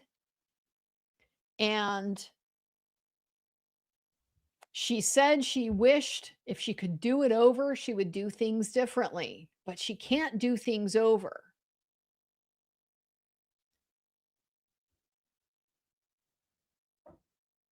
But that is not the fact that she misbehaved isn't something to catastrophize. Like, there were other issues at play here. COVID implicated people's ability to get work. The strike implicated people's ability to get work. Just having a divorce period is going to cause some, upheaval and things like that, and potentially bad publicity and stuff like that. I don't know. I mean, this is just me kind of off the top of my head, and a little bit hard to get around kind of what seems to be pretty apparent, which is that when you conduct a smear campaign against somebody, then you're going to cause some people to hate them. Like, that's your point. That's why you do it. That's what it's all about. But ultimately, at the end of the day, you just always come back to that comment Ben Chu made, that lawyers and their clients lawyers and their clients they're often quite alike, often very similar. We saw it with Elaine and Amber, and I think we see that very well in this case as well. We see it with Ioan and Joe too. I think there is a certain gentleness, a certain gentlemanliness that they present, and it doesn't always work to their advantage. It's the right thing to do, and it's the honorable thing to do, but that means that people who aren't bound by honor and rules and so forth are gonna, practically speaking, find ways to walk all over you. It's just part of the cost of having principles, is that the unprincipled can gain some advantage. So the real question here is, where does the judge fit? Is the judge more of Ioan or more of Alice? And at this point, I got to say, I'm feeling a lot more comfortable that he's on the principled side, and not just that, but also that he sees where the equities lie, where the fairness is. Has Ioan been perfect? No, of course not. But his sins compared to Alice's seem pretty pale in comparison. So we'll see how this all breaks down. So guys, I gave you the timeline about what's going to happen with my request next. So obviously we get a decision. I'll come and we'll talk about that, meaning a decision on the merits. But assuming that doesn't happen in short order, then probably the next thing that's going to happen is this series of deadlines about the exhibits. So I think what I'll probably do is, I am assuming at this point there's going to be at least some objections, probably two. Again, I think the issue here is Jill's email, the emails she sent to Jill, and also the emails that she sent with Deb and Lynn. I think that's what she doesn't want me to get primarily, but we'll see, what she objects to, if anything, and what her reasons are. And I'm already preparing to have a response. So maybe I'll come on and share that when that's time as well. Give us a little something to chat about in the meantime. Guys, I've been a little quiet because it's getting to be that kind of time for me I just sort of naturally gravitate a little more offline, a little more outside, a little more like other things going on. I kind of been in that mode. And so I don't have a whole lot like planned or scheduled, with a few very notable exceptions. We've got a Tyler Robinson hearing tomorrow. And then we are operating so far under the assumption that the preliminary hearing is going to go forward as it's currently scheduled on May 18th. And they've set aside 3 days for that. Could still get changed depending on the ruling tomorrow. But those are the main things that I have that I am planning to go live for in the short term. Don't really have anything else, honestly. Like it could change. I always have ideas, and then I feel bad like even mentioning them, because if I don't follow through, I feel like, like I've so many, like still an Afro man, like, oh, all this stuff. And then I've got finishing Christy Martin. I swear we're going to get done with that damn trial. We're going to send that man to prison for something one way or the other.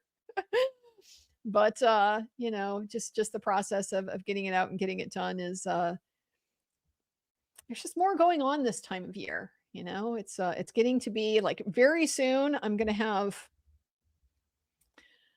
there's probably, if I were going to guess, there's probably about 3,000 apples on my tree right now. And I have to go in and it's like about time to go in and thin the tree and bag the fruit that I keep, thin the clusters and all that stuff. So I'll thin it down to like probably 500 apples that I have to bag. This stuff takes time. Getting the irrigation on, there's a busted valve. I had to go replace the valve, but then like reconnecting the valve is this massive pain. I still have to do that. So there's stuff, there's stuff. And I want to, go out and get into the mountains and stuff like that too. So I don't want to make commitments. I just have aspirations about things I like to do. So if I get the chance, I will do more.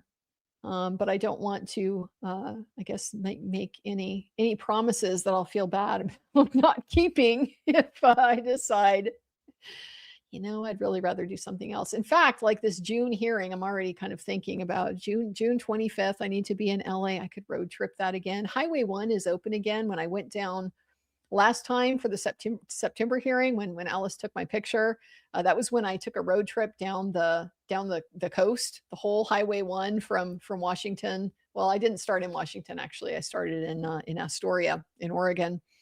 But I took the whole Highway 1 all the way down, except there was a section where the highway went out at Big Sur, and so you couldn't drive that. I had to go inland and loop around. But that section of the highway is now open again. So I'm kind of tempted to like work another road trip in there and, go back to the redwoods and Sequoia and all those places that I love. So we'll see. But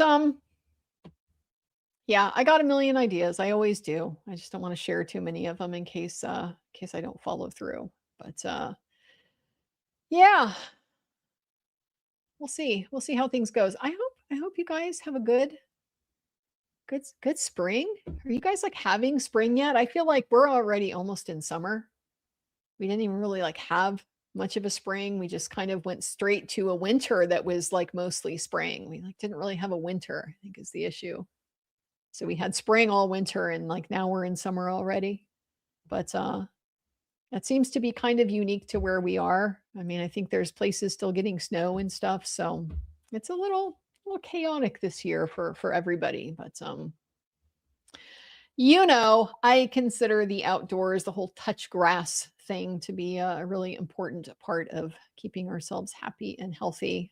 Certainly for me, maybe not everybody, but just think in general, a little sunlight in your eyes, on your skin, and stuff like that is a beneficial thing for the human organism.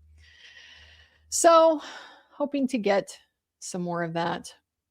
We've got a super chat here. Nope.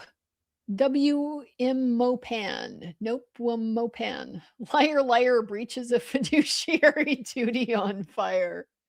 Well, the judge made that one pretty clear, didn't he? It's like, you didn't address that, Janina.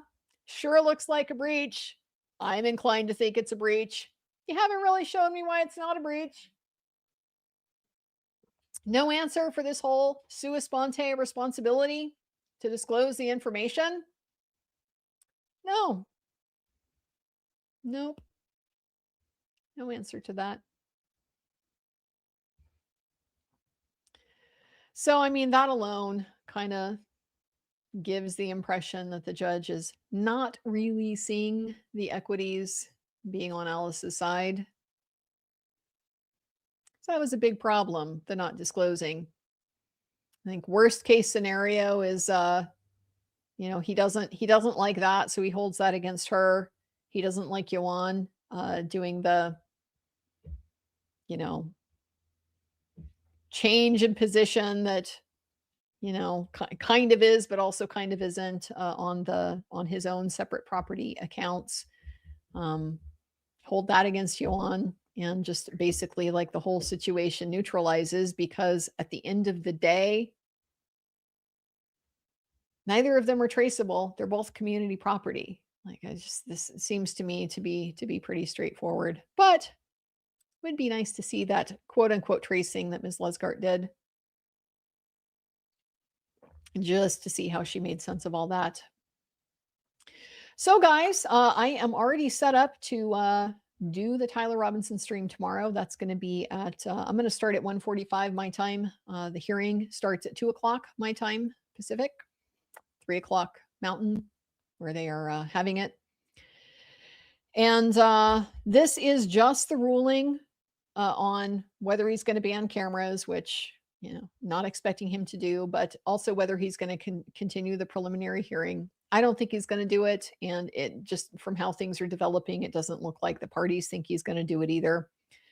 So we'll see. Remains an open question, but I'm hoping we might get a little bit, assuming the preliminary hearing is going to go forward as it's scheduled, I'm really hoping we get some logistics kind of sorted out, clarified, because one of the concerns that I have after the last evidentiary hearing, they were playing video exhibits for the court. Like, they all have their own screens and stuff, but we did not get to see them from home. It looks like there's no, big screen for the audience that the camera can pan to and pick up on what they're all watching. So I don't know if we're going to be able to see exhibits during this hearing, and I also don't know if we're going to be able to access, like, get copies of the exhibits. Come here, big kitty. Big Jude's gonna come say hi. Come say hi, big guy.